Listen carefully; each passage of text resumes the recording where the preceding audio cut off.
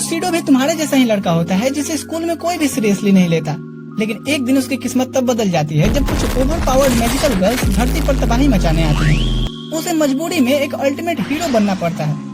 एक ऑर्गेनाइजेशन की तरफ से उसे ऑफर मिलता है कि या तो वो उनसे फाइट करे या फिर उन्हें अपने प्यार और हवस के जाल में फंसाकर इस वर्ल्ड को तबाह होने से बचाए।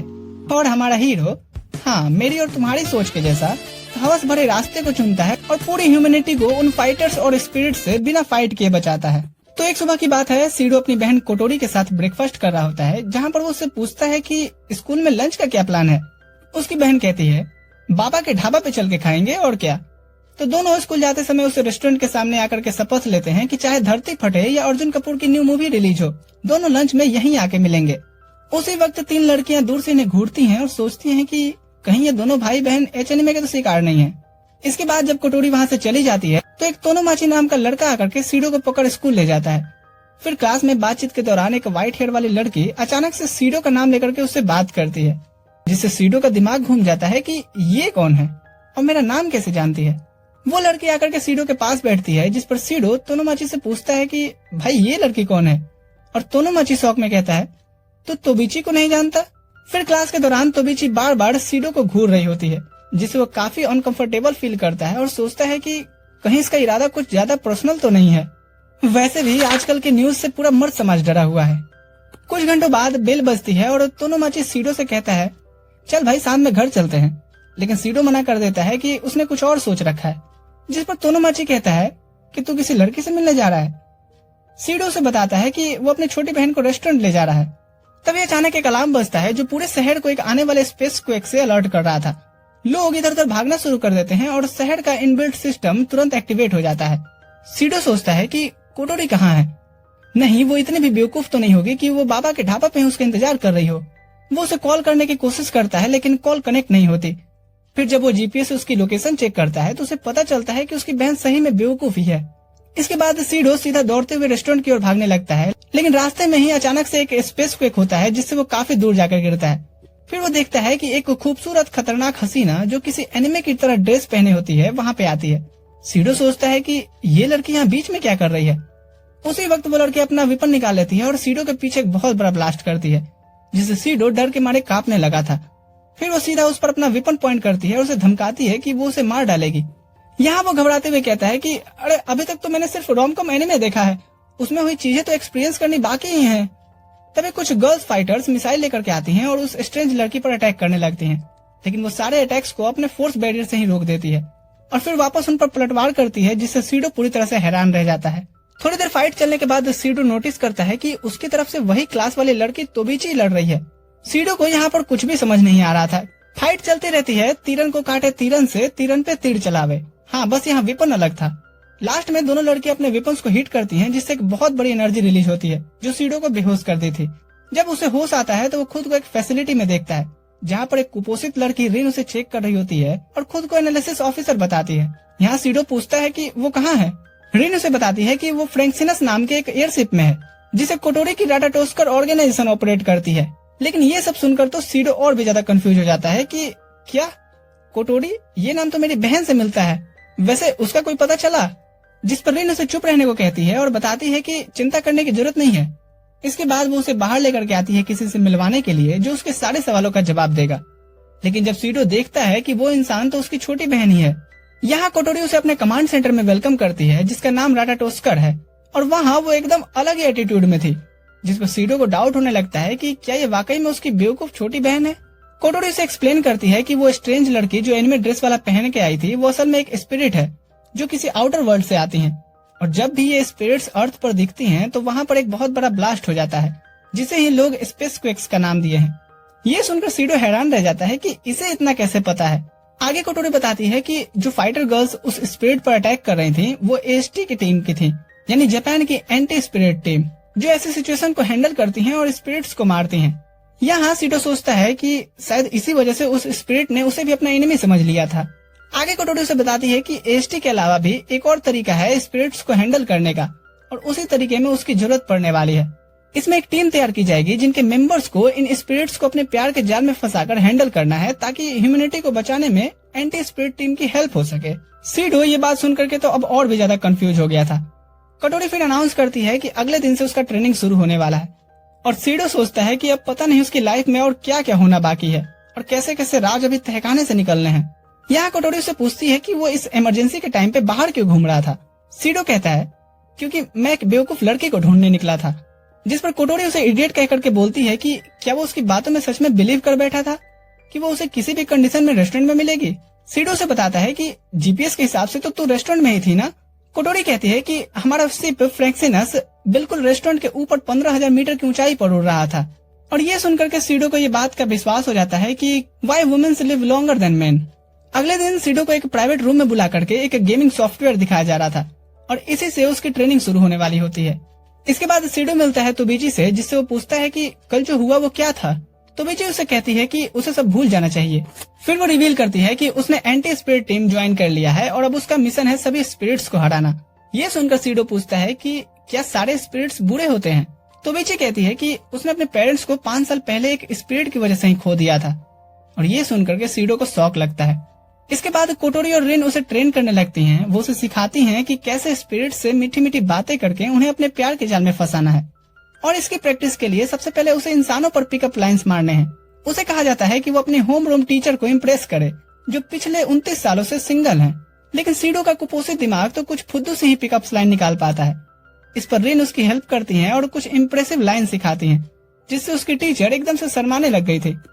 सीडो यहाँ से तुरंत भाग निकलता है ताकि कोई सीन ना क्रिएट हो। भागते हुए वो तोबीची से टकरा जाता है और कोटोरी उसे फिर टास्क देती है कि तोबीची को भी ऐसा फील कराओ कि वो भी शर्माने लगे और उससे इम्प्रेस हो जाए। लेकिन सीडो के दिमाग में फिर से सिर्फ बेकार लाइन्स ही आ रही थी। रिन दोबारा से मदद करती है और सीडो उससे डेट के लिए पूछता है, चाहे उसका ऐसा कुछ इरादा भी ना हो, और तोबीची सरप्राइजिंगली उसे एक्सेप्ट भी कर ली थी। ये सुनकर के सीडो हैरान रह गया था और उसे जैसे ही बताने वाला होता है कि ये सब एक मजाक था, अचानक से एक अलार्म बजता है जो कि एक नए स्पेस क्वेक की वार्निंग थी। तोबीची जल्दी से अपनी यूनिफॉर्म पहनती है और स्पिरिट्स को ढूंढने निकल जाती है। वही स्पिरिट जो पिछली बार आई थी फिर से एक क्लासरूम में उतरती है और बाहर आने का नाम ही नहीं ले रही थी, जैसे कि उसे बोर्ड पर दुबे सर की हैंडराइटिंग पसंद आ गई हो।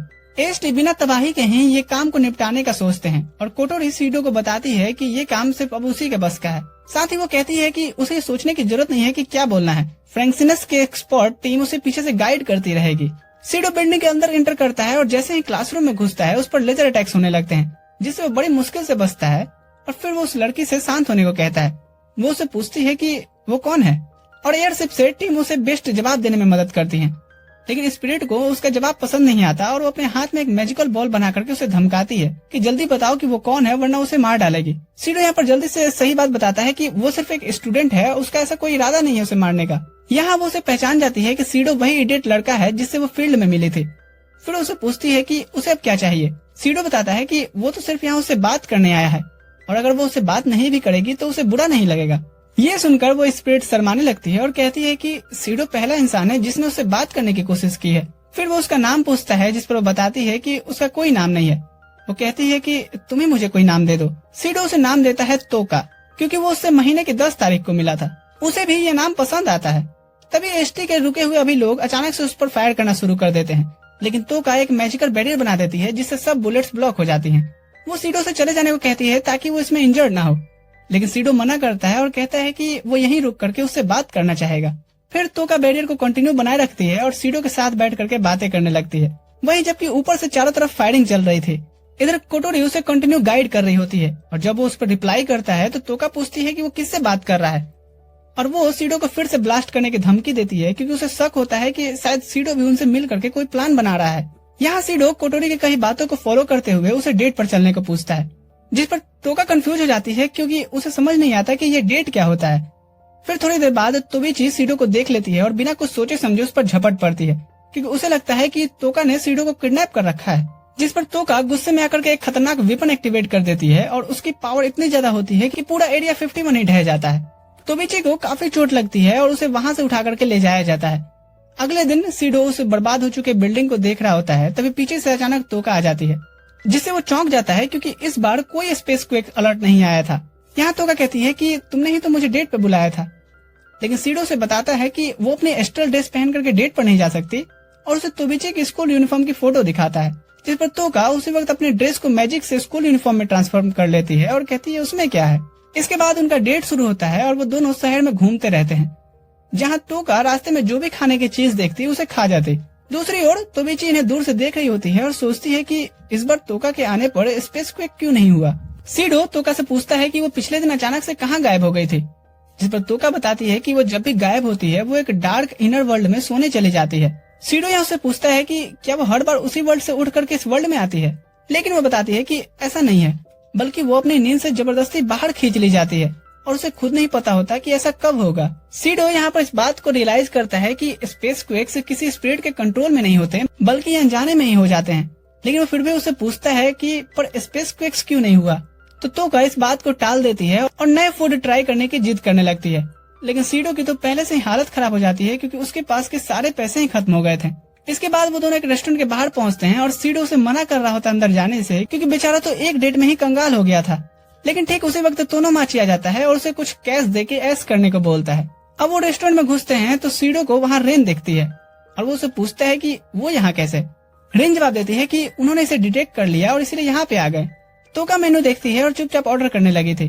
तभी कोटोरी भी वहाँ आ जाती है वेटर बन करके और टोका को एक नई डिश ऑर्डर करने के लिए कहती है। टोका फिर से पागलों की तरह खाना शुरू कर देती है। इस पर सीडो कोटोरी से पूछता है कि ये सब क्या है। कोटोरी से बताती है कि वो टोका को उसके प्यार में पागल करवाने के चांसेस को बढ़ा रही है, क्योंकि बिना मदद किए तुमसे तो एक लड़की न पटे। फिर कोटोरी जाते हुए उसे बोलती है कि जब उनका डेट खत्म हो जाए तो स्टेशन से साउथ डायरेक्शन को लेना। सीडो ऐसा ही करता है और रास्ते में वो देखते हैं कि पूरा रेसिडेंशियल एरिया अचानक से पार्क में बदल जाता है ताकि डेट को और इंटरेस्टिंग बनाया जा सके। टोका अभी हर जगह जो भी खाना देखती है उसे खा रही होती है। दूसरी तरफ तोबिची अभी उन्हें देख रही होती है और अपना आर्मर पहन लेती है ताकि मौका मिलते ही टोका पर अटैक किया जा सके।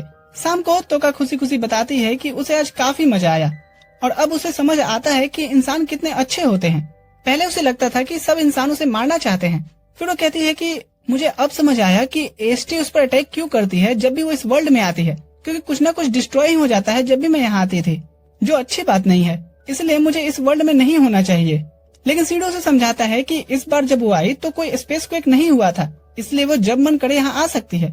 टोका कहती है कि वो तो बस किस्मत थी, ऐसा अगली बार भी हो इसकी कोई गारंटी नहीं है। सीडो उससे कहता है कि वो इस वर्ल्ड में ही रहे और कभी ना जाए, और वो उसे इस वर्ल्ड के बारे में सब कुछ सिखाएगा। ओहो, पहला प्यार। टोका कहती है कि बाकियों को तो ये पसंद नहीं आएगा ना कि कोई इतना खतरनाक स्पिरिट इंसानों के बीच रह रहा है। सीडो से कहता है कि बने चाहे दुश्मन ज़माना। ये सुनकर तो टोका का मन प्रफुल्लित हो उठता है और सीडो उससे दोस्ती का हाथ बढ़ाता है। जैसे ही टोका उसका हाथ पकड़ने की कोशिश करती है तो बेची जो स्नाइपर एम कर रही होती है अचानक फायर कर देती है, लेकिन उसकी गोली टोका को न लग करके सीडो को लग जाती है, जिससे वो वहीं गिर जाता है। तोबिची अब काफी डर जाती है क्योंकि उसने गलती से सीडो को शूट कर दिया होता है, और ये देखते ही टोका गुस्से में आकर के अपनी एस्टल ड्रेस और अपने वेपन को समन कर लेती है और तोबिची पर एक जबरदस्त अटैक मारती है। स्पेस क्वेक अलार्म भी बजने लगा था और फ्रैंक्सिनस के लोग सिटी के उन लोगों की चिंता करने लगते हैं जो अभी तक अंडरग्राउंड भी नहीं हो पाए थे। लेकिन इधर कोटोरी को सिर्फ टोका की चिंता हो रही थी, और जब उसके असिस्टेंट पूछते हैं कि सीडो के बारे में क्या, तो वो कहती है कि काम करते रहो, सीडो इतनी आसानी से हार नहीं मानने वाला। इसी बीच सीडो के बॉडी में लगी गोली का निशान अचानक से ग्लो करने लगा था और वो तुरंत से रिकवर भी हो जाता है, जो देख करके सबके तो होश ही उड़ गए थे। कोटोरी फौरन से ऑर्डर देती है कि उसे उठाकर वापस ले आओ। उधर टोका का गुस्सा लगातार बढ़ता जा रहा था और वो तोबिची पर जबरदस्त एनर्जी वेव छोड़ती है, जैसे उसे खत्म ही कर देना चाहती हो। तोबिची भी अंदर से काफी टूट चुकी होती है क्योंकि उसे ऐसा लग रहा था कि वो भी एक तरह की स्पिरिट ही बन चुकी है, क्योंकि एक स्पिरिट ही मासूम लोगों की जान लेते हैं। टोका इधर अपना फाइनल अटैक करने ही वाली होती है, लेकिन उसी वक्त आसमान से सीडो गिर रहा था, जिसे देख करके टोका उसे तुरंत पकड़ लेती है और टाइटली हग कर ली थी। उसका वेपन एकदम आउट ऑफ कंट्रोल हो जाता है क्योंकि वो ओवरचार्ज हो चुका था। सब यहाँ पर परेशान हो जाते हैं कि अब वो क्या करें जिससे सिटी डिस्ट्रॉय न हो। तभी कोटोरी कहती है कि उसे किस करो, और सीडो बिना टाइम वेस्ट किए उसे किस करता है, जिससे उसका आर्मर अचानक से गायब हो जाता है और सब कुछ कंट्रोल में आ गया था। जैसे ही वो वापस ग्राउंड पे आते हैं, टोका उससे पूछती है कि क्या वो उसे दोबारा डेट पर ले जाएगा, जिस पर वो हाँ कहता है, भले ही उसके लिए उसे पैसे लोन लेने पड़े। कुछ दिनों बाद जब सीडो स्कूल से लौट रहा होता है और बारिश से बचने की कोशिश कर रहा होता है, सोचता है कि वेदर फोरकास्ट बार बार गलत क्यों हो रहा है जब उसमें साफ साफ लिखा है कि आज बारिश नहीं होगी। तभी उसकी नजर यूसिनो नाम की एक छोटी लड़की पर पड़ती है जो बारिश में खेलते हुए गिर जाती है। सीडो उसे संभाल ले जाता है, लेकिन वो तुरंत डिस्टेंस बना लेती है और उसे हर्ट ना करने की रिक्वेस्ट करती है। ये बात सीडो को काफी अजीब लगी थी। अगले दिन फिर से बारिश हो रही थी, जबकि आज का फोरकास्ट भी क्लियर ही दिखा रहा था। सीडो उसी जगह रुकता है जहाँ उसने कल योशिनो को देखा था और थोड़ी देर उसके और उसके पपेट के बारे में सोचते हुए वो अपने घर की तरफ दौड़ पड़ता है। घर पहुंचकर वो हमेशा की तरह अपने कपड़े उतारता है और सीधा बाथरूम में चला जाता है। लेकिन जैसे ही वो अंदर देखता है, उसे तोका बिना कपड़ों में वहाँ दिख जाती है, जैसे कि वो यहाँ पहले से ही किसी हौसी इंसान के आने का इंतजार कर रही हो। जिस पर वो भागकर कोटोरी के पास जाता है और पूछता है कि आखिर तोका हमारे घर पे क्या कर रही है। कोटोरी उसे बताती है कि अब वो यहीं रहेगी, क्योंकि जब उसने तोका को किस किया था तो उसने उसके स्पिरिट पावर्स को सील कर दिया है, जिससे उनके बीच एक इनविजिबल कनेक्शन बन गया है। सीडो पूछता है, पर मैं ऐसा कर कैसे पाता हूँ? जिस पर कोटोरी कहती है कि उन्हें भी इसका एग्जैक्ट रीजन नहीं पता चला अभी तक, बस राटाटोस्कर के एनालिसिस से इतना पता चला है। तभी रिन बताती है कि अगर तोका की मेंटल स्टेट अनस्टेबल हो गई तो उसकी सील्ड पावर्स फिर से उसके अंदर वापस एक्टिवेट हो सकती हैं। और क्योंकि वो सीडो के साथ रहते हुए ज्यादा स्टेबल फील करती है, इसलिए जब तक कि उसके लिए कोई डेडिकेटेड होम नहीं बन जाता तब तक यहीं रहना उसके लिए सही होगा। इसके बाद कोटोरी ये भी कहती है कि ये सीडो के लिए एक अच्छा मौका है औरतों को पटाकर उनकी हवस मिटाने की प्रैक्टिस करने का। जिस पर सीडो थोड़ा कंफ्यूज होता है कि इसके लिए उसे गुरुजी की फॉर्मूले की प्रैक्टिस क्यों करनी है, जब वो ऑलरेडी तोका की पावर सील कर चुका है। जिस पर कोटोरी कहती है, बेटा ये तो बस झांकी है, अभी बहुत सारी स्पिरिट्स आने बाकी है। इसके बाद कोटोरी ट्रेनिंग के नाम पर उसके लिए बहुत सारे ट्रैप सेट करती है, जिससे वो तोका के साथ कई कांड कर सके। लेकिन तोका हर बार शर्मिंदा होकर के उसे हौसी कह के धक्का दे देती है। अगले दिन तोका और तोबिची फिर से सीडो को लेकर के लड़ रहे होते हैं। तभी स्पेस को एक अलार्म बजता है, जिससे सब लोग बिल्डिंग खाली करके बाहर निकलने लगते हैं। लेकिन तोबिची बैटल की तैयारी करती है, क्योंकि उसने एंटी स्पिरिट टीम जो ज्वाइन कर रखी है। इसी बीच रीने सीडो से कहती है कि अब तोका बेकार हो चुकी है, क्योंकि उसकी पावर्स सील हो चुकी हैं और इसीलिए उन्हें इन स्पिरिट्स फाइट से दूर रखना ही बेहतर होगा।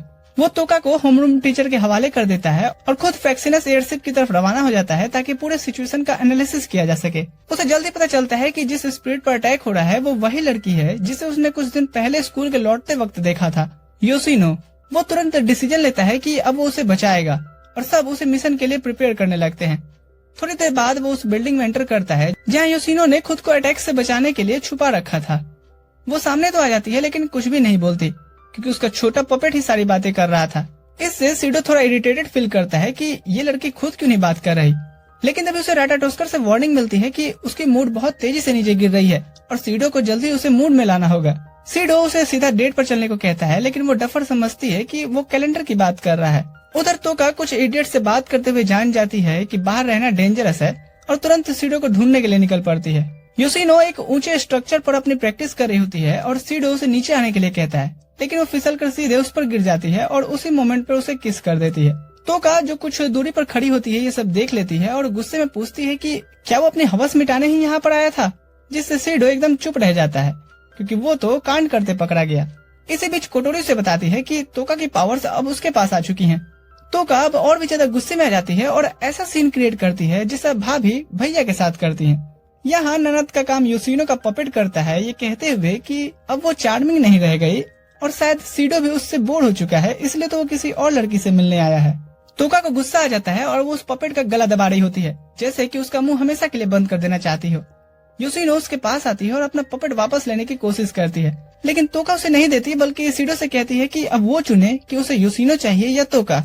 कोटोरी फौरन सीडो को वार्न करती है कि योशिनो की मेंटल स्टेट धीरे धीरे गिर रही है। सीडो तोका से कहता है कि पपेट वापस कर दो उसे, लेकिन इससे तोका को ये लगता है कि शायद सीडो को योशिनो ज्यादा पसंद है। अचानक योशिनो जेडकियल को समन कर लेती है, जो उसका एक डेंजरस बीस्ट होता है जो उन पर अटैक करने लगता है, लेकिन सीडो किसी तरह से तोका को बचा लेता है।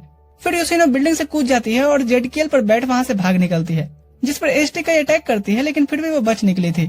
इधर बिल्डिंग में सीडो तोका को छूने की कोशिश करता है, लेकिन वो मना करती है, क्योंकि अब उसे यकीन हो चुका है कि सीडो को योशिनो ही ज्यादा पसंद है। इसके बाद तोका काफी बुरा फील करती है और सीडो से बात करना भी बंद कर दिया था, जिस पर रीने उसे विजिट करने आती है एक थेरेपी सेशन देने के लिए, ताकि पता चले कि आखिर दिक्कत क्या है। उधर कोटोरी और एक क्रीपी बंदा ये एनालाइज कर रहे होते हैं कि सीडो और योशिनो के बीच क्या हुआ था, और उन्हें समझ नहीं आ रहा था कि आखिर किस के बावजूद योशिनो की पावर सेल क्यों नहीं हुई। सीडो इधर बारिश में सड़क पर घूम रहा होता है और उसे योशिनो दिखती है, जो अपना पपेट ढूंढ रहे थे, क्योंकि एसटी से भागते समय उसने उसे खो दिया था। सीडो डिसाइड करता है कि उसकी वो मदद करेगा, वैसे भी उसे वो इम्प्रेस करने की कोशिश तो करने ही वाला था। इधर थेरेपी सेशन में रीने तोका को समझा रही थी कि सीडो और योशिनो का केस एक गलती था और सीडो उसकी काफी केयर करता है, तभी तो उसने खुद को खतरे में डाल दिया उसे बचाने के लिए। सीडो अभी भी पपेट ढूंढ रहा था, तभी योशिनो का पेट जोर से आवाज करता है और वो उसे अपने घर खाना खाने ले जाता है। यहाँ पर सीडो से पूछता है कि जब एसटी उस पर अटैक करती है तो वो पलटकर वार क्यों नहीं करती, जिस पर योशिनो जवाब देती है कि उसे खून खराबा बिल्कुल पसंद नहीं है, लेकिन जब सब कुछ लिमिट से ज्यादा हो जाता है तो वो आउट ऑफ कंट्रोल हो जाती है और सबको नुकसान पहुंचा देती है। इसी वजह से उसका पपेट उसके लिए हीरो है जो हमेशा उसे शांत करके रखता है। सीडो उसके सर पे हाथ फेरता है और वादा करता है कि वो उसका पपेट ढूंढने में मदद करेगा, लेकिन साथ ही कहता है कि अब उसे किसी पपेट की जरूरत नहीं है क्योंकि अब वो खुद उसका हीरो बनेगा, जिसे सुनकर योशिनो शॉक हो जाती है। यहाँ सीडो शर्मिंदा था और वो उसे किस के लिए माफी मांगता है जो पहले हुआ था, लेकिन योशिनो को तो किस का मतलब ही नहीं पता होता, जिससे सीडो के अंदर का हौसी जानवर फिर से जाग जाता है और वो डिसाइड करता है कि वो उसे फिर से किस ट्रायल देगा।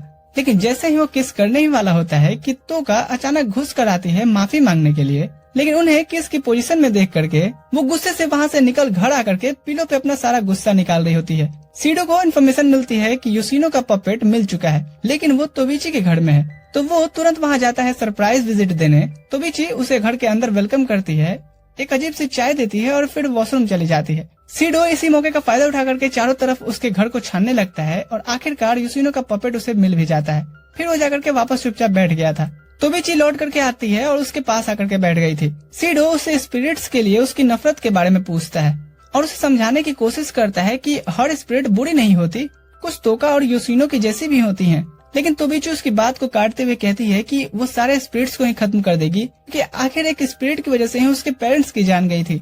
सीडो से बताता है कि तोका की पावर सील हो चुकी है तो वो अब कोई और डिजास्टर नहीं करेगी, लेकिन तोबिची कहती है कि उन्हें नहीं पता कि कब क्या हो जाए। सीडो से कहता है कि वो स्पिरिट्स को एक्सेप्ट करना सीखे, ना कि उन्हें डिस्ट्रॉय करना, क्योंकि वो भी अंदर से एक अच्छी लड़की है।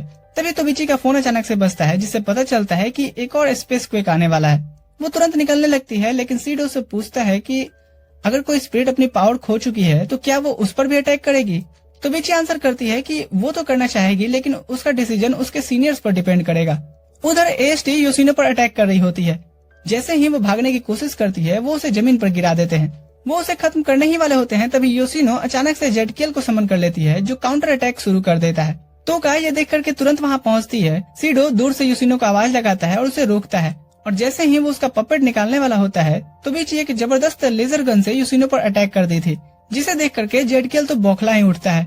तोका ये सब देख करके समझ जाती है कि सीडो खतरे में है, जिससे वो भी अपनी वेपन्स को समन करने की कोशिश करती है, लेकिन क्योंकि उसकी पावर सील हो चुकी है तो उसे काफी स्ट्रगल करना पड़ता है। इधर जेडकियल अपने मुंह से एक मैसिव अटैक करता है, लेकिन तोका ने इधर किसी तरह से अपने वेपन्स को एक्टिवेट कर लिया था और उस अटैक को डॉज कर देती है। तोका सीडो के पास आती है और माफी मांगती है कि वो जिद्दी बन गई थी। इधर एएसटी अब भी योशिनो पर अटैक कर रही होती है। सीडो तोका से कहता है कि उसे योशिनो को बचाने में उसकी मदद चाहिए, लेकिन तोका को यहाँ अब भी लग रहा था कि सीडो को योशिनो ज्यादा पसंद है। सीडो से समझाता है कि योशिनो भी तुम्हारी तरह ही एक स्पिरिट ही है और उसने उससे भी वादा किया था कि वो उसे बचाएगा, जिस पर तोका को रियलाइज होता है कि यही चीज तो सीडो ने भी उसके लिए की थी। फिर तोका तुरंत से अपने वेपन को ग्राउंड पर पुश करती है और सीडो से कहती है कि वो इसका यूज करके योशिनो तक पहुँच सकता है। इधर एएसटी की हालत भी अब ऐसी हो गई थी कि वो अब आगे अटैक भी नहीं कर पाते, क्योंकि जेडकियल ने इतना स्ट्रॉन्ग फोर्स क्रिएट कर दिया है कि अगर वो उसके करीब जाने की कोशिश भी करेंगे तो करोड़ों बर्फों की सुइयां उन पर गिर सकती हैं।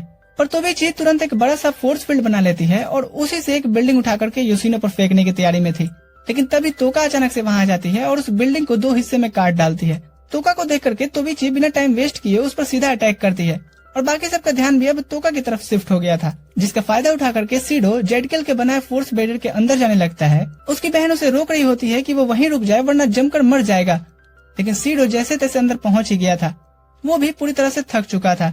उसे देख करके योशिनो फौरन उसके घाव को हील करती है और यहाँ सीडो भी उसका पपेट को उसे लौटाता है, जिसे देख करके वो काफी खुश हो गई थी। इसके बाद सीडो से कहता है कि उसे बचाने के लिए अब उसे किस करना पड़ेगा, जिसे योशिनो थोड़ा शर्माती है। लेकिन जब सीडो बिना रुके उसे बताया जा रहा था कि ये कितना जरूरी है, तब योशिनो खुद ही उसका मुंह अपने लिप्स से बंद कर देती है और ठीक उसी वक्त उसके आर्मर के साथ साथ उसकी पावर भी सील हो गई थी और आसमान भी अब धीरे धीरे नॉर्मल होने लगा था। इसके बाद कोटोरी सीडो को बताती है कि अब तोका उसके साथ नहीं रहेगी, क्योंकि अब स्पिरिट्स के लिए नया घर तैयार हो चुका है। सीन शिफ्ट होता है एक सुबह। तोका और योशिनो सीडो से कहती हैं कि उन्होंने टीवी पर एक हॉट स्प्रिंग का एड देखा है और अब वो वहाँ जाना चाहती हैं। सीडो ये रिक्वेस्ट कोटोरी को बताता है और कोटोरी के पास कोई ऑप्शन नहीं बचता, क्योंकि अगर मना किया तो स्पिरिट्स पागल भी हो सकती हैं। दूसरी तरफ एएसटी की कैप्टन भी अपनी टीम के साथ हॉट स्प्रिंग जाने की प्लानिंग करती है ताकि एंजॉय किया जा सके, लेकिन तोबिची इस आइडिया को रिजेक्ट कर कहती है सीडो तो ये मजबूरी में कर रहा है, उन्हें जाकर के ट्रेनिंग करनी चाहिए। लेकिन तभी सीडो का उसे फोन आता है जिसमें वो उससे उस बुक को 2 दिन और रखने की परमिशन मांगता है जिसे तोबिची ने उसे दी थी।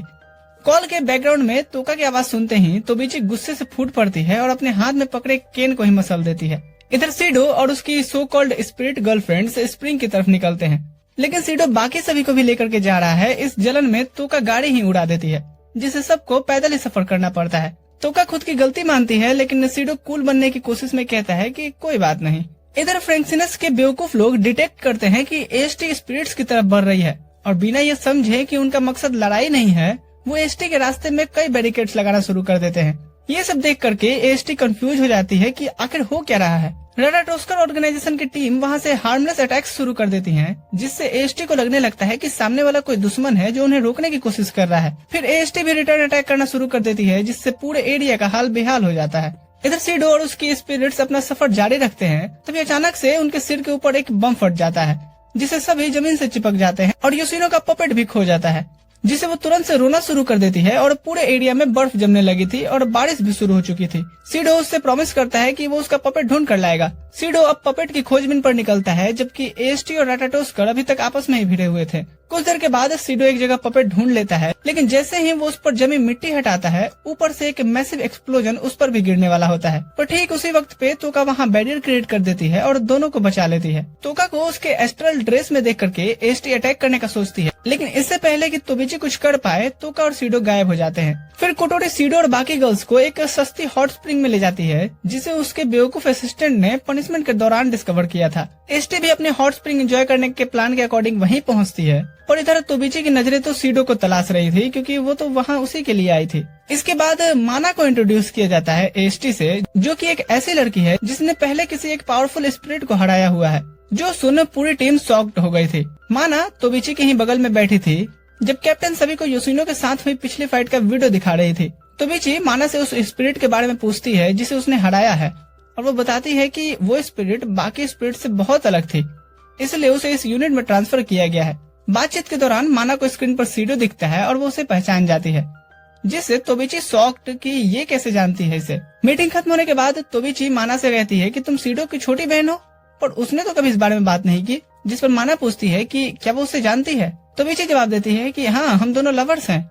और ये सुन करके तो माना हैरान ही हो जाती है। सीन शिफ्ट होता है सीडो के स्कूल में। एक नई स्टूडेंट कुरुमी ट्रांसफर होकर के आती है और जैसे ही उसकी इंट्रोडक्शन होती है वो खुद को एक स्पिरिट बता रही थी, जिस बात को ऑब्वियसली पूरी क्लास मजाक में उड़ा दी थी। इसके बाद वो रिक्वेस्ट करती है कि उसे कोई स्कूल का टूर दे दे क्योंकि उसे स्कूल का कोई आइडिया नहीं है। ठड़की तोनामाची हाथ उठाता है लेकिन कुरुमी उसे इग्नोर करती है और सीधे सीडो के सीट तक जाकर के बोलती है कि वो चाहती है सीडो उसे घुमाए। उधर एएसटी को पता चलता है कि ये लड़की वाकई में एक स्पिरिट ही है, पर सोचती है कि उसने स्कूल में ट्रांसफर क्यों लिया होगा। जिस पर माना बताती है कि कुरुमी कोई आम स्पिरिट नहीं है, बल्कि वो अपने हाथों से 10,000 से भी ज्यादा लोगों को मार चुकी है और इसके अलावा उसके स्पेस क्विक से भी कई लोग मारे जा चुके हैं। जिसे सुनकर सबके होश उड़ गए थे। स्कूल खत्म होने के बाद सीडो कुरुमी को कटोरी के प्लान के अकॉर्डिंग मिलता है, जिस पर तोका और तोबिची जलन में चुपके से उनका पीछा करने लगती हैं क्योंकि उन दोनों को उस लड़की के हवस पे शक होता है कि ये हमसे पहले न बाजी मार ले। इधर सीडो को फ्रैंक्सिनस का ठड़की एजेंट, जो इंस्टा का रील्स का मरीज है, पिकअप्स लाइन देता है कि पूछो किस कलर की चड्डी पहने हो। और सीडो भी पूछने के बाद अफसोस करता है, लेकिन देखता है कुरुमी तो रिवील भी करने वाली है। जिस पर सीडो तुरंत रुकवाता है और दूसरा सवाल करता है कि तुमने क्लास में खुद को स्पिरिट क्यों कहा। जिसके जवाब में कुरुमी कहती है कि एक्टिंग मत करो, अब तक तो तुम्हें पता चल ही गया होगा। और सीडो शॉक होकर पूछता है कि उसे इतना कुछ कैसे पता है, लेकिन कुरुमी नहीं बताती, बल्कि ये बोलती है कि उसने सीडो के बारे में सब कुछ पता लगाने के बाद ही उसे पसंद करना शुरू किया है। फिर वो उसका हाथ पकड़ लेती है और सीडो के रिस्पॉन्स करने से पहले ही 2 सस्ते जासूस जो छुपे हुए थे वहाँ से गिर जाते हैं। कुछ देर बाद कुरुमी सीडो का थैंक्स कह रही होती है उसे स्कूल दिखाने के लिए। फिर उसके कान में आकर के कहती है, पर काश हम अकेले होते। घर को जाते हुए कुरुमी को कुछ लौंडे लपाड़े मिलते हैं जो शकल से तो तुम्हारे सगे वाले लग रहे थे, जो राह चलते लड़कियों को ताड़ते रहते हैं। तो कुरुमी लालच देकर के उन्हें कोने में ले जाती है और उन्हें लिटरली जिंदा खा जाती है। उसी दौरान माना यहाँ पहुँच जाती है अपने एस्टल सूट में और हम फिर कुछ सेकंड बाद का सीन देखते हैं।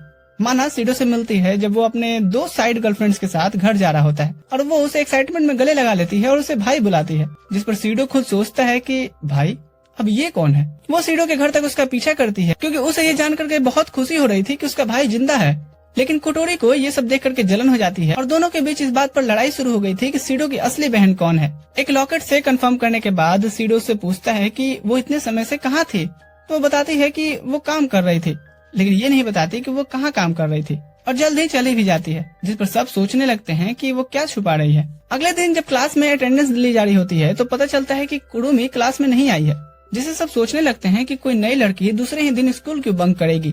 तो बीची कहती है अब वो दोबारा आएगी भी नहीं, लेकिन तभी कुरुमी अचानक से एंट्री मारते हुए कहती है सॉरी थोड़ा लेट हो गई, जिससे सब शॉक्ड हो जाते हैं। क्लास के दौरान सीडो को कोटोरी से एक मैसेज मिलता है कि लंच के वक्त वो उसे फिजिक्स लैब में मिले। जब सीडो कोटोरी और रिने से मिलता है वो उसे कुरुमी का वो फुटेज दिखाते हैं जिसमें दिखता है कि पिछले दिन माना और एसटी की टीम ने कुरुमी को तो ब्रूटली डिस्ट्रॉय कर दिया था। अब यहाँ सब कंफ्यूज हो जाते हैं कि आखिर वो है क्या। इसी दौरान तोबिची कुरुमी से चेंजिंग रूम में मिलती है और उससे पूछती है कि वो अभी तक जिंदा कैसे है, जबकि उन्होंने तो उसे कल ही खत्म किया था। जिस पर कुरुमी अचानक से जमीन से क्रीपी हाथ बढ़ाते हुए तोबिची को जकड़ लेती है और कहती है कि वो लोग बस बेकार की कोशिश कर रहे हैं। तोबिची पूछती है कि आखिर उसे क्या चाहिए, जिस पर कुरुमी बताती है कि वो स्कूल में इसलिए आई है क्योंकि उसे सीडो और उसकी पावर्स चाहिए। फिर स्कूल खत्म होने के बाद सीडो कुरुमी को डेट पर चलने को पूछता है क्योंकि कोटोरी ने उसे ऐसा करने को कहा था ताकि वो उसके बारे में और ज्यादा इन्फॉर्मेशन निकाल सके, और कुरुमी भी खुश होकर के मान जाती है। इसके बाद तोबिची आ जाती है और पूछती है कि वो उस डायन से क्या बात कर रहा था, लेकिन सीडो उसे इग्नोर करके निकल जाता है। तोबिची फिर सारी बातों को सोचती है जो कुरुमी ने उससे कही थी और फिर उसे सीडो की चिंता होने लगती है। घर लौटने पर तोका एक एडल्ट स्टाइल में सीडो के सामने डांस करती है, जब तक कि सीडो उसके तिजोरी से टिकट नहीं खींच लेता और देखता है कि उसने अगले दिन के लिए डेट फिक्स कर रखी है। सीडो भी हैरान हो ही रहा था कि तोबिची का भी कॉल आ जाता है जो कहती है कि वो भी उससे अगले दिन मिलना चाहती है। अगले दिन सीडो को इन तीनों लड़कियों से मिलना होता है इस तरह कि किसी को पता न चले कि वो बाकियों से भी मिल रहा है, जिस पर राटाटोस्कर की टीम उसे यह काम बिना फेल कराए करवाने का वादा करती है। सीडो तोका से शुरुआत करता है और उसके साथ एक्वेरियम में थोड़ा वक्त बिताता है, फिर पेट में दर्द का बहाना बनाकर वहाँ से निकलता है और सीधे कुरुमी के पास पहुँच जाता है जो उसे एक शॉप में लेकर के जाती है और वहाँ उसे कुछ अंडरगारमेंट्स सजेस्ट करने को कहती है। शॉप में जब सीडो कुरुमी के साथ होता है तभी उसके कुछ क्लासमेट्स उसे देख लेते हैं और जैसे ही वो उसे चिढ़ाने उसके पास आने की कोशिश करते हैं, सीडो एक बार फिर से पेट खराब होने का बहाना बनाकर वहाँ से भाग निकलता है और तोबिची से मिलने किसी और जगह पर पहुँचता है। इसके बाद दोनों एक रेस्टोरेंट में बैठते हैं और खाना ऑर्डर करते हैं। सीडो से पूछता है कि वो उससे मिलने क्यों आई है, इस पर तोबिची कहती है कि वो नहीं चाहती कि सीडो अकेले रहे और साथ ही ये भी कहती है कि डेट के बाद उसे उसके साथ घर चलना होगा जहाँ वो कुछ समय के लिए रहने वाला है, जिसे सुनकर सीडो हैरान रह जाता है। फिर जब वो दोनों खाना शुरू करते हैं तभी सीडो को तोका सामने दौड़ती हुई दिखती है, जिस पर वो घबराकर जल्दी से बहाना बनाकर तोबिची से माफी मांगता है और तोका से मिलने चला जाता है। इसके बाद सीडो ऐसे ही बार बार तीनों लड़कियों के बीच गोल गोल घूम करके थक चुका होता है, लेकिन फिर भी कोशिश करता है कि उसके क्लासमेट्स जो उसे पहले देख चुके हैं उससे न टकराएं, पर तभी योशिनो आकर के उसे डिस्ट्रैक्ट कर देती है। कुछ देर बाद सीडो अकेले के जंगल के पास बैठा होता है, तभी वो देखता है कि कुछ लड़के एक बिल्ली पर अपने गन का टेस्ट कर रहे हैं, जिस पर कुरुमी वहाँ पहुँचती है और उनके लिए चीजों को और बिगाड़ देती है। और इसी बीच राटाटोस्कर की टीम कुरुमी का ट्रैक खो देती है और उनका सिस्टम कट हो जाता है, जिससे वो शॉक्ड रह गए थे। उधर तोका और तोबिची आपस में टकरा जाती हैं और एक दूसरे को देख करके चौंक जाती हैं। फिर दोनों समझ गई थी कि सीडो एक प्ले बॉय बन चुका है और तोबिची ये सोचती है कि शायद सीडो किसी तीसरी लड़की के भी साथ है, इसलिए वो तुरंत उसे ढूंढने निकल जाती है। सीडो जब वापस कुरुमी को ढूंढने उसी जंगल पहुंचता है तो वो वहाँ नहीं होती और कोटोरी उसे बताती है कि कुरुमी गायब हो चुकी है। इसके तुरंत बाद उन्हें एक अलर्ट मिलता है जिसमें पता चलता है कि जंगल में एक मैसिव स्पिरिट वेव निकल रही है, जिससे सीडो बिना टाइम वेस्ट किए जंगल की ओर दौड़ पड़ता है। लेकिन जब वो वहाँ पहुँचता है तो पूरा कत्लेआम मचा हुआ था। वो कुरुमी को देखता है जो एक आदमी को बुरी तरह से मुक्ति दे रही होती है। उसके चेहरे पे एक डेविल स्माइल थी और लेफ्ट आई में एक प्री इंस्टॉल्ड वॉच। सीडो तो सीडो डर कर वहाँ से भागने की कोशिश करता है, लेकिन कुरुमी उसे पकड़ लेती है और धीरे धीरे उसकी तरफ बढ़ती है, अपने होठों को चटकाते हुए कि हम तो डेट पे आए हैं ना, तो चलो अब लंच का टाइम है। लेकिन तभी माना वहाँ आ जाती है और अपने स्पेशल वेपन से कुरुमी पर एक बहुत बड़ा अटैक करती है, जिससे कुरुमी बुरी तरह से जख्मी हो गई थी। सीडो ये देख करके चौंक जाता है और माना से पूछता है कि वो इतनी कामली कैसे है किसी को मारने के बाद भी, जिस पर माना जवाब देती है कि कुरुमी एक स्पिरिट है और स्पिरिट्स को खत्म करना ही माना का काम है। फिर वो उसे ये भी बताती है कि कुरुमी एक ऐसी स्पेशल स्पिरिट है जिसे चाहे कितनी बार भी मारो वो वापस से आ जाएगी। लेकिन सीडो फिर भी कुरुमी को डिफेंड करने की कोशिश करता है, लेकिन माना एक बैरियर से उसकी आवाज को बंद कर देती है और कुरुमी के पास पहुंचकर फाइनल डैमेज देने की तैयारी करने लगती है। इसके बाद सीडो फ्रैंक्सिनस पहुंचता है और खुद को बेहद गिल्टी फील करता है कि उसने कभी सोचा था कि सारे स्पिरिट्स अच्छे होते हैं, लेकिन कुरुमी से मिलने के बाद से तो उसकी सोच पूरी तरह से बदल गई है। वो कोटोरी से कहता है कि वो अब हार मान लेना चाहता है, लेकिन कोटोरी उसे एक जोरदार थप्पड़ लगाकर कहती है कि वो कायरो की तरह हार नहीं मान सकता। स्कूल से घर लौटते वक्त तोका उसे बीच रास्ते में पकड़ लेती है और कहती है कि चलो कुछ फन टाइम बिताते हैं। उसी शाम सीडो से बताता है कि उसे कुरुमी को रोकना है ताकि वो और लोगों की जान न ले, लेकिन उसे समझ नहीं आता कि उसे बात कैसे की जाए क्योंकि वो बाकी स्पिरिट से बहुत अलग दिखती है।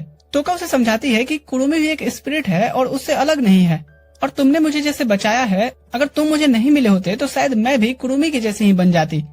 ये बात सुनकर सीडो को काफी हिम्मत मिलती है।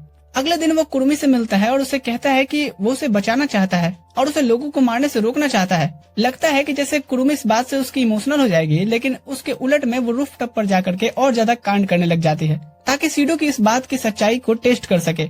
वो चारों तरफ अपने बैरियर से संहार मचा देती है, जिससे स्कूल के पूरे स्टूडेंट्स डिस्टर्ब हो जाते हैं और ये सब चीजें उनके हेल्थ पर इफेक्ट करने लग जाती हैं। ये सब देख करके माना कोटोरी से कहती है कि उसने सीडो को स्पिरिट्स के पास बिना हथियार भेज करके खतरे में डाल दिया है, इसलिए वो सीडो को साथ ले जाएगी और उसका ख्याल अब वो रखेगी। जिस पर कोटोरी हंसते हुए कहती है कि वो सीडो को कभी भी डेम इंडस्ट्री जैसी करप्टेड कंपनी के पास तो नहीं छोड़ेगी। फिर कोटोरी से बताती है कि उसे पता है कि माना उसी कंपनी के लिए काम करती है और उसे वहीं से एसटी में ट्रांसफर किया गया है। ये सुनकर के माना शॉक्ड रह जाती है। माना बताती है कि वो उस कंपनी की इतनी कर्जदार है कि कभी उसका उधार नहीं चुका सकती। जिस पर कोटोरी जवाब देती है कि उन्होंने माना की स्लाइवर टेस्ट करके पता लगाया कि कंपनी ने उसके शरीर में इतना ज्यादा मैजिक भर दिया है कि उसकी अब लाइफ स्पैन सिर्फ 10 साल की रह गई है। ये सच सुन करके माना पूरी तरह से हिल जाती है। फिर दोनों को स्कूल में चल रही प्रॉब्लम्स की खबर मिलती है और वो तुरंत वहाँ की ओर निकल जाते हैं। उधर सीडो देखता है कि तोका भी दर्द में तड़प रही है और सोचता है कि अकेला वो ही क्यों अनअफेक्टेड है। जिस पर रीने बताती है कि तोका और यूसिनो की पावर्स उसके अंदर सील्ड हैं, इसलिए उसे अभी तक कुछ नहीं हो रहा। कुरुमी फिर छत से सीडो को बुलाती है और कहती है कि अगर उससे कुछ डील करना है तो वो सामने आए। जिस पर सीडो तुरंत वहाँ पहुँचता है। तो बीची भी अपना एसटी सूट एक्टिवेट करके छत की ओर दौड़ती है, लेकिन रास्ते में उसे कुरुमी का एक क्लोन रोक लेता है। तोका को यह एहसास होता है कि सीडो अकेले बहुत बड़े खतरे में पड़ने वाला है, इसलिए वो अपनी सील्ड पावर्स को वापस से अनलॉक कर लेती है। लेकिन तभी एक और कुरुमी उस पर अचानक से अटैक कर दी थी। छत पर सीडो पूछता है कि कुरुमी आखिर करना क्या चाहती है, जिस पर वो जवाब देती है कि ये उसका टाइम कंज्यूमिंग कैस्टल बैरियर है, एक ऐसा बैरियर जो उसके अंदर इंटर करने वाले लोगों का टाइम एब्जॉर्ब कर लेता है। और वो उसे और डिटेल में बताती है कि उसकी लेफ्ट आई में जो वॉच है वो उसकी लाइफ स्पेन को दिखाता है। हर बार जब भी वो अपनी कोई मैजिक यूज करती है तो इससे काफी कुछ लॉस करती है, इसलिए वो उसे कभी कभी इसी बैरियर की मेथड से रिफिल कर लेती है। इसके बाद वो सीडो को बताती है कि वो असल में उसी के लिए यहाँ आई है क्योंकि उसे ट्रेडिशनल वे में उसका मांस खाना है, क्योंकि कुछ ऐसी चीज है जो उसे सिर्फ सीडो से मिल सकती है। ये सुनकर के सीडो कहता है कि वो बाकी सबको इस बैरियर से बाहर ले जाए क्योंकि उसका असली टारगेट तो वही है। लेकिन कुरुमी उसे कहती है कि उसे पहले वो सारी बकवास बातें वापस लेनी होगी जो उसने पहले उसे बचाने वगैरह को लेकर के कही थी। सीडो उसकी बात को मानने से मना करता है और कहता है कि मैंने कोई बकवास नहीं किया था, मैं सही में तुम्हें इन सब चीजों से बचा सकता हूँ, और उससे रिक्वेस्ट करता है कि वो बैरियर हटा दे। जिस पर कुरुमी गुस्से में एक स्पेस को ट्रिगर कर देती है जो तुरंत फ्रैंक्सिनस की टीम को अलर्ट करता है। टीम तुरंत सीडो को इन्फॉर्म करती है कि कुरुमी की मेंटल स्टेट चेंज हो रही है, जैसे कि वो सीडो से डरने लगी हो। जिस पर सीडो तुरंत रेलिंग पर चढ़ जाता है और उसे धमकी देता है कि अगर सच में उसे खाना चाहती है तो वो खुद ही कूद जाएगा। कुरुमी उसे रोकने की कोशिश करती है, लेकिन सीडो अचानक बिल्डिंग के पीछे की तरफ जंप कर देता है। फिर वो तेजी से कूदती है और उसे जमीन पर गिरने से पहले बचा लेती है। फिर वो अपना सारा प्रकोप भी हटा लेती है, जिससे सब कुछ क्लियर हो गया था। सीडो यहाँ कहता है कि मुझ पे विश्वास करो, मैं तुम्हें लोगों से प्यार करना सिखाऊंगा, और हैंडशेक करने पड़ता है। लेकिन तभी कुरुमी का एक और क्लोन पीछे से आकर के उस मन बदल रही क्लोन को मार देती है और अपने डरावनी हाथों से सीडो को पकड़ने की कोशिश करती है, लेकिन उसी वक्त माना वहाँ पहुँच उसका हाथ वहीं काट डालती है। कुरुमी तुरंत एक कस्टमाइज वॉच और गन समन करती है और उससे टाइम को रिवर्स कर अपने हाथ दोबारा से रिस्टोर कर लेती है। फिर वो माना को शूट करके दूर फेंक देती है। इसके बाद तोका और तोबीची छत पर पहुँचते हैं, लेकिन इससे पहले कि वो कुछ कर सके कुरुमी अपने अलग अलग टाइम के क्लोन्स को समन कर लेती है। फिर वो माना को बताती है कि यही वजह है कि वो कभी खुद को भी नहीं मार सकती, क्योंकि अलग अलग टाइम में उसके कई वेरिएंट्स एग्जिस्ट करते हैं। फिर वो सबको बुरी तरह से जकड़ लेती है और एक और स्पेस क्वेक एक्टिवेट करने वाली होती है, लेकिन तभी कोटोरी अचानक से आ जाती है और उतनी ही पावरफुल फोर्स से उस क्वेक को कैंसिल कर देती है, जिसे देख करके सब हैरान हो जाते हैं क्योंकि वो एक एस्ट्रल ड्रेस में होती है, यानी स्पिरिट। इसके बाद वो अपना वेपन समन करती है और फाइट के लिए रेडी हो जाती है।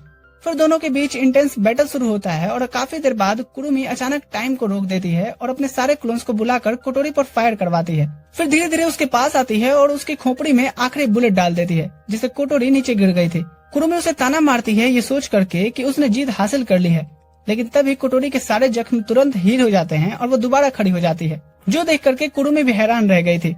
वो फिर से अपने क्लोन समन करती है, लेकिन कोटोरी उन्हें ब्लास्ट कर देती है जब वो उसके पास इकट्ठे हो रहे थे। इसके बाद कुरुमी खुद को शूट करके और भी ज्यादा पावर रिलीज करती है, जिससे कोटोरी कमजोर पड़ने लगी थी। फिर कुरुमी उसे मॉक करते हुए उसे शूट करने की कोशिश करती है, लेकिन उसी वक्त कोटोरी एक बहुत ही पावरफुल वेपन समन करती है और कुरुमी के सारे क्लोन्स को ही उड़ा देती है जब वो उसे बचाने आते हैं, और उसके साथ साथ उसका क्लॉक भी डिस्ट्रॉय हो जाता है। कुरुमी घुटनों पर गिर जाती है और कोटोरी फिर से एक और ब्लास्ट के लिए तैयार थी। ये देख करके सीडो डर जाता है कि कहीं कुरुमी मर न जाए, तो वो कोटोरी को रोकने की कोशिश करता है, और जब वो नहीं रुकती तो वो उसके और कुरुमी के बीच में आ जाता है। कोटोरी कैनन फायर कर दी थी, तब उसे पता चलता है कि बीच में सीडो खड़ा है। सीन शिफ्ट होता है और सीडो एक हॉस्पिटल बेड पर जागता है। अभी उसे एक सपना आया था जिसमें वो और कोटोरी एक बैरियर के बीच में थे। फिर वो रीने को देख करके बहुत से सवाल पूछने लगता है, ये जानने के लिए कि सब ठीक है या नहीं। तब रीने उसका सिर सहलाते हुए कहती है कि सब सेफ है और कुरुमी भागने में कामयाब हो गई है। फिर रीने उसे कोटोरी के पास ले जाता है और जैसे ही वो उससे मिलता है वो पूछता है कि क्या वो कोई एक स्पिरिट है। कोटोरी जवाब देती है कि वो ह्यूमन है, भले ही डेटा उसे स्पिरिट दिखा रहा है, जिससे सीडो और भी ज्यादा कंफ्यूज हो जाता है। कोटोरी आगे एक्सप्लेन करती है कि वो एक ह्यूमन के तौर पे पैदा हुई थी, लेकिन 5 साल पहले वो स्पिरिट बनी, या कहें एक ह्यूमन जिसके पास स्पिरिट की पावर है। सीडो को तुरंत अपना ड्रीम याद आता है जिसमें उसे पास्ट की बातें दिखती हैं, और वो उसे सब बताता है, जिसे सुनकर कोटोरी भी शॉक हो जाती है कि वो कितना सच हो सकता है। फिर सीडो उससे पूछता है कि वो स्पिरिट कैसे बनी, लेकिन कोटोरी बताती है कि उसे ठीक से याद नहीं। सीडो कहता है कि इतनी इम्पोर्टेंट चीज वो कैसे भूल सकती है। कोटोरी कहती है कि शायद हो सकता है किसी ने मेरी मेमोरी वाइप कर दी हो। आगे सीडो पूछता है कि उसने अपनी पावर्स को कैसे दबा के रखा था इतने सालों से, जिस पर कोटोरी बताती है कि वही था जिसने उसकी पावर सील की थी, जिसे सुनकर सीडो हैरान रह जाता है। वो बताती है कि किसी को नहीं पता कि तुम्हारे पास ये स्पिरिट्स की पावर सील करने की एबिलिटी क्यों है, और यही वजह थी कि राडाटोस्कर ने उसे स्पिरिट से कांटेक्ट करने के लिए चुना। इसके बाद वो उसके हीलिंग पावर के बारे में पूछता है, तो वो बताती है कि वो पावर्स उसकी खुद की हैं। फिर वो उसे पास बुला करके एक मुक्का मारती है और कहती है कि अगर मैं मेन टाइम पे खुद को नहीं कंट्रोल करती तो तुम अब तक मर चुके होते, क्योंकि जब भी मैं अपनी उस मोड में आती हूँ मेरा खुद पर से कंट्रोल नहीं रहता। सीडो पूछता है कि क्या उसकी पावर्स उसे वापस मिल जाएगी, तो कोटोरी बताती है कि नहीं, जब तक वो दोबारा सील न करे, जैसे उसने तोका के साथ किया था। और क्योंकि इस बार उसके पास 100% पावर्स आ गई हैं, तो सीडो को उसे डेट करना पड़ेगा और उसे अपने प्यार में गिराना पड़ेगा। तभी कोटोरी अचानक से गिर जाती है और रीने उसे संभालने आती है।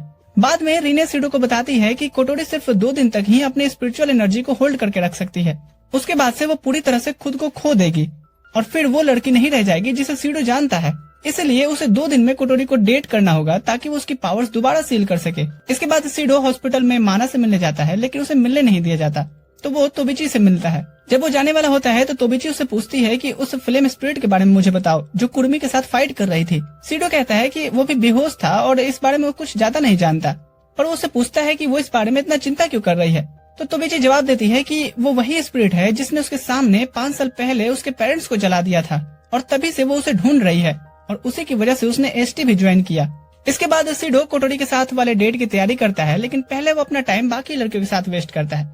फिर शाम में वो राटाटोस्कर के वाइस कमांडर से मिलता है और बताता है कि उसे बिल्कुल आइडिया नहीं है कि स्पिरिट्स की पावर को पूरी तरह से कैसे सील किया जाए।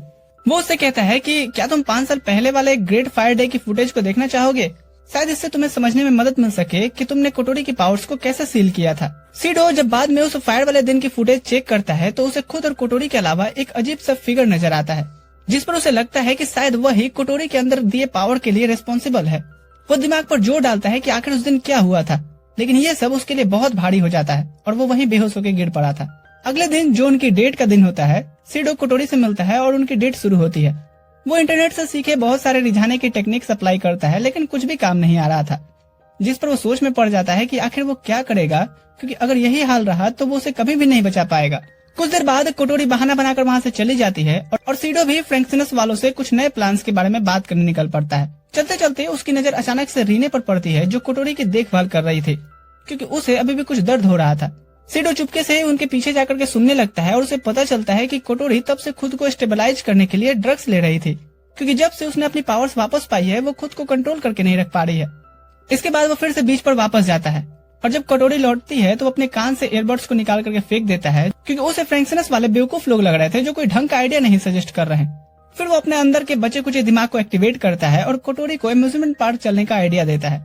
दूसरी तरफ तोबिची अपने सीनियर से मिलती है जो उसे कुछ नया इक्विपमेंट दिखाता है जो काफी पावरफुल है। तोबिची पूछती है कि क्या इसे स्पिरिट ऑफ फ्लेम्स को भी हराया जा सकता है, जिस पर उसका सीनियर पूछती है कि क्या ये स्पिरिट वही 5 साल पुरानी फुटेज वाली स्पिरिट की बात कर रही है। तोबिची हैरान होकर के वो वीडियो देखना चाहती है और जैसे ही देखती है उसे पता चलता है कि वो स्पिरिट ऑफ फ्लेम्स और कोई नहीं बल्कि कोटोरी ही है। इसी बीच सीडो और कोटोरी अम्यूजमेंट पार्क में मस्ती कर रहे होते हैं और कुछ देर बाद बैठ करके बातें करने लगते हैं। कोटोरी इतने मूड में होती है कि उसे लगता है कि सीडो अब उसे किस करेगा। उधर तोबिची के सीनियर को रिपोर्ट मिलती है कि वो पावरफुल आर्मर और कुछ इक्विपमेंट गायब हैं, जिससे वो तुरंत समझ जाती है कि तोबिची ही उसे चुरा करके इस्तेमाल करने गई है। सीडो कोटोरी से 5 साल पुरानी बातें पूछने वाला होता है, लेकिन तभी कोई उन्हें ब्लास्ट करके डरा देता है। जैसे ही वो देखता है तो सामने तोबिची होती है। वो उसे पूछता है कि वो क्या करना चाहती है, जिस पर वो जवाब देती है कि वो बस कटोरी को खत्म करने आई है। लेकिन कटोरी तुरंत से फिर स्पिरिट ऑफ फ्लेम में रीअपीयर होती है और फिर खुद को और तोबिची को बेवकूफ कहती है कि वो उसे इतनी आसानी से नहीं मार सकते। तोबिची अपने ह्यूज कैनन पर उस पर अटैक करना शुरू कर देती है और कोटोरी भी अपने एस्ट्रल ड्रेस में ट्रांसफॉर्म होकर के अपना वेपन समन कर रही थी। इसके बाद दोनों के बीच भयंकर फाइट शुरू होती है, जिससे आसपास का पूरा एरिया हिलने लगता है। तोका और योशिनो जो पार्क के दूसरी तरफ होते हैं, ये सब देख करके समझ जाते हैं कि सीडो और कोटोरी किसी बड़े खतरे का सामना कर रहे हैं। तोका हेल्प के लिए जाना चाहती है, लेकिन योशिनो का पपेट उसे रोकने की कोशिश करता है क्योंकि उनकी स्पिरिचुअल पावर सील्ड है। लेकिन तोका कहती है कि सीडो पूरी कोशिश कर रहा है कोटोरी को बचाने की, इसलिए वो भी उसे प्रोटेक्ट करने के लिए सब कुछ करेगी। वो अपनी एस्ट्रल ड्रेस पहन करके निकल पड़ती है और उसे देख करके योशिनो भी उसका साथ देने का डिसाइड करती है। फाइट के दौरान कोटोरी तोबिची की पावर अटैक्स को कई बैरियर से ब्लॉक करती है, लेकिन उसे अचानक कमजोरी फील होने लगी थी क्योंकि उसकी एनर्जी ज्यादा खर्च हो रही थी। तोबिची तुरंत ग्लोइंग रोप से उसे कैद कर लेती है और एक और जबरदस्त अटैक लॉन्च करती है। फिर वो तोबिची की तरफ चार्ज करके उसके इक्विपमेंट को डैमेज करना शुरू कर देती है जब तक कि वो डीएक्टिवेट न हो जाए। इस वक्त तक कोटोरी पूरी तरह से अपने धुन में होती है और सीडो के चिल्लाने के बावजूद भी रुकने का नाम नहीं ले रही थी। वो फिर अपना हथियार समन करती है और तोबिची की पूरी ब्लड लाइन को मिटाने की कोशिश करती है, लेकिन तभी तोबिची उसे रोकते हुए बताती है कि यही वो तरीका था ना जिससे उसने 5 साल पहले उसके पेरेंट्स को मारा था। कोटोरी ये सुनकर के शौक में आकर के जमीन पर गिर पड़ती है। तोबिची तुरंत अपना हथियार फिर से चार्ज करती है और अटैक करना शुरू कर दी थी, जिसे कोटोरी बैरियर से रोक लेती है। सीडो तुरंत बीच में आ जाता है और तोबिची को रोकने की कोशिश करता है, लेकिन वो नहीं सुनती और कहती है कि वो पिछले 5 साल से सिर्फ इसी दिन के लिए जिंदा थी। सीडो से समझाने की कोशिश करता है कि उस इंसिडेंट का जिम्मेदार वो स्पिरिट ऑफ फ्लेम है, न कि उसकी बहन। तोबिची को सीडो की बात बकवास लगती है और कहती है कि कोटोरी ही तो स्पिरिट ऑफ फ्लेम है। तभी तोका और योशिनो वहाँ पहुँच करके तोबिची को डिस्ट्रैक्ट करती हैं और सीडो तुरंत कोटोरी को वहाँ से निकाल लेता है। इसके बाद बीच पर सीडो अपने फीलिंग्स कन्फेस करता है, जिससे कोटोरी शर्मिंदा हो जाती है और फिर वो अपने दिल की बात बतला देती है। फिर सीडो से किस करता है, जिससे कोटोरी की पावर सील हो जाती है और सीडो के घाव भी हील हो जाते हैं। सीडो फिर तोबिची की तरफ मुड़कर कहता है कि अगर वो स्पिरिट ऑफ फ्लेम के पीछे है तो वो अब स्पिरिट उसके अंदर है, न कि कोटोरी के। वो बताता है कि मुझे सब याद आ गया, उस दिन क्या हुआ था। उसके पेरेंट्स को कोटोरी ने नहीं मारा था, बल्कि उस चीज का कोई और जिम्मेदार था। तोबिची उसकी बात नहीं समझ पाती, लेकिन सीडो समझाता है कि किसी और ने कोटोरी के साथ वो सब करवाया था। तोबिची तो अपने लिमिट तक पहुंच जाती है और जैसे ही वो एक नॉर्मल गन से शूट करने की कोशिश करती है, ओवर यूज के कारण वो बेहोश होकर गिर पड़ी थी। वहीं हम शहर के दूसरी ओर कुरुमी को फिर से देखते हैं। फ्रैंकसिनस में रीने सीडो को बताती है कि उसकी डेट से कोई फर्क नहीं पड़ा, जिससे सीडो हैरान रह जाता है क्योंकि उसे लगा था कि उसे कोटोरी की इमोशनल लेवल को बढ़ाना होगा ताकि वो उसे सील कर सके। लेकिन रीने बताती है कि कोटोरी की इमोशनल लेवल तो हमेशा से उसके लिए मैक्स थी, क्योंकि उसे सीडो के लिए फीलिंग्स पहले से ही थी। कोटोरी ये सुनकर के शर्मिंदा हो जाती है और कहती है कि ये मशीन ही खराब है। इसके बाद कोटोरी बताती है कि अब उसे वो 5 साल पुरानी स्पिरिट वाली बात याद आने लगी है, लेकिन क्योंकि अभी तक ये पॉसिबिलिटी खत्म नहीं हुई है कि किसी ने उसकी मेमोरी वाइप कर दी हो, इसलिए अब उसे इस इन्फॉर्मेशन को अपने दिमाग से बाहर कहीं ढूंढना होगा। कोटोरी वहाँ से जाने के लिए तैयार होती है और जाने से पहले वो सीडो से पूछती है कि कल जो उसने कहा था क्या वो सच था, जिस पर सीडो कंफर्म करता है कि हाँ, लेकिन वो उसे सिर्फ अपनी बहन के जैसा मानता है और उसे बचाने के लिए किस करना क्या वो कुछ भी कर सकता है। ये सुनकर कोटोरी काफी गुस्सा हो जाती है और उसे लात मार के गिरा देती है। फिर हमें 1 महीने बाद का सीन दिखाया जाता है, जहाँ सीडो एक ब्लास्ट की आवाज से उठता है। परेशान होकर वो नारुतो स्टाइल में भागता है और देखता है कि तोका रो रही होती है क्योंकि उसने सीडो के जरूरी नोट्स पर जूस गिरा दिया होता है। वो सोचती है कि अब सीडो से नफरत करेगा और इसी गिल्ट के चक्कर में वो काफी परेशान हो जाती है। सीडो नहीं चाहता था कि देश में फिर से कोई लफड़ा हो, इसलिए वो अपना चिल मोड ऑन करके तोका को शांत करने की कोशिश करता है। लेकिन तभी उसे बाथरूम से योशिनो के चिल्लाने की आवाज आती है। वो दौड़कर अंदर जाता है और देखता है कि सब कुछ फ्रीज हो चुका है। योशिनो तौलिए में लिपटी हुई एक डूबे हुए पपेट की ओर इशारा कर रही होती है। सीडो टब से पपेट निकालता है, जिससे फिर घर थोड़ा सा नॉर्मल होता है। उधर तोबिची एक इंक्वायरी ऑफिसर के सामने खड़ी होती है, जो उसके फ्यूचर का डिसीजन लेने वाले थे। लेकिन जैसे ही वो उसे सजा सुनाते हैं, मीटिंग में वेस्टकॉट नाम का एक लूजर घुसता है, जो सिर्फ खुद को इसलिए कूल समझता है क्योंकि उसके बाल व्हाइट है। इधर घर में तोका और योशिनो सीडो और उसकी सिस्टर कोटोरी की बातचीत को चुपके से सुन रही होती हैं। कोटोरी सीडो को डांटती है कि वो हर वक्त सोता रहता है। फिर वो किचन काउंटर की तरफ जाता है ताकि अपने सिर्फ 2 गर्लफ्रेंड्स के लिए ब्रेकफास्ट बना सके। दूसरी तरफ कुछ लड़कियां तोबिची के सस्पेंशन के बाद उससे बात कर रही थी कि तुम लकी हो कि तुम्हें रेजिमेंट से बाहर नहीं फेंका गया, और सोचती हैं कि आखिर डेम से कोई क्यों इसके जैसी अनपॉपुलर लड़की की हेल्प के लिए आया। वो कहते हैं ठीक है, जाओ आराम करो, अब जिम्मेदारी से तुम मुक्त हो गई। इधर जब सीडो जैसे ही अपने जीएफ्स के साथ ब्रेकफास्ट करने के लिए बैठता है, उसे तोबिची का मैसेज आता है कि वो बाहर खड़ी है। ये सुनकर सीडो अपना ब्रेकफास्ट छोड़ देता है और बाहर जाने लगता है। लेकिन तभी तोका उससे कहती है कि उसे भी वो ले चले जहाँ जा रहा है, जिस पर सीडो कहता है कि अभी नहीं, बाद में। ये सुनकर तोका और योशिनो मायूस होकर के अपना फेवरेट शो लगाती हैं, जहाँ सीन चल रहा था, घर छोड़ कर ना जाओ, कोई घर न मिलेगा। यहाँ सीडो जैसे ही बाहर निकलता है, वो देखता है कि तोबिची एक लैंप पोस्ट के पीछे छिपी हुई है। वो उसके पास जाता है और तोबिची उससे अजीब तरह से पूछती है कि उसने उसे यहाँ क्यों बुलाया है। सीडो उसे देखता है और सोचता है कि आखिर ये कौन सा धुआं फूकती है जो इतना अजीब एक्टिंग कर रही है। सीडो कहता है कि हम ऐसे ओपनली इस बारे में नहीं बात कर सकते।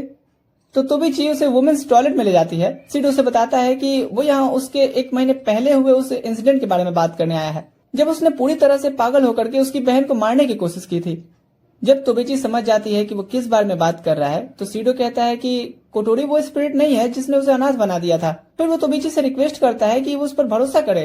तोबिची मान जाती है, जिसे सुनकर सीडो से थैंक यू कहता है।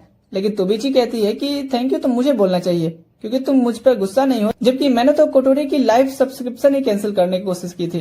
जैसे ही वो निकलने वाले होते हैं, तोबिची अचानक से एक अजीब सवाल पूछती है कि तुम इंसान ही हो ना। इधर घर में तोका सीडो को इम्प्रेस करने के लिए पूरी तरह से वाइफ मोड में चली जाती है और उसका रूम क्लीन करने लगती है। जैसे ही वो क्लीनिंग स्टार्ट करती है, उसे एक सूटकेस दिखता है जिसमें सीडो के कपड़े थे, जो देख उसे अभी वाला सीन याद आ गया। तो वो काफी घबरा जाती है और सोचती है कि कहीं सीडो उसे छोड़कर तो नहीं जा रहा। इसी डर में वो दौड़ती है उसे ढूंढने। तभी सीडो तोबिची के साथ गर्ल्स टॉयलेट से निकल रहा होता है और यह देख करके तोका को लगता है कि उसे फेंक दिया जाएगा, जिस पर वो अपने घुटने पर गिर जाती है और पूछती है कि सीडो आखिर क्यों एक ऐसी बोरिंग लड़की को चुन रहा है जिसका दिल दिन में 3-4 बार टूटता है। अब उसके कुछ कहने से पहले ही तोका वहाँ से रोते हुए भाग जाती है और सीडो उसके पीछे दौड़ता है। जब उसे ढूंढ लेता है तो तोका उस पर इल्जाम लगाती है कि उसे तोबिची ज्यादा पसंद है।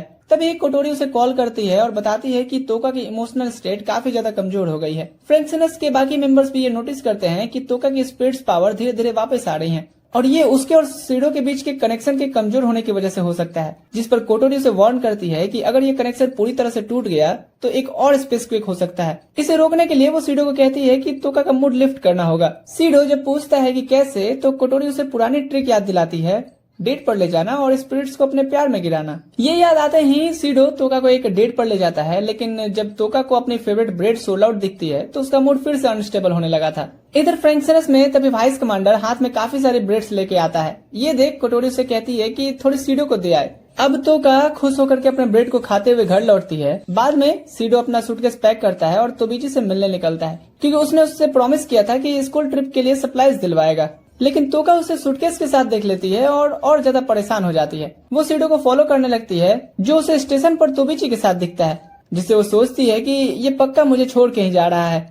वो अपनी स्पीड पावर का यूज करके सीडो का सूटकेस छीन लेती है और वहाँ से भाग निकलती है।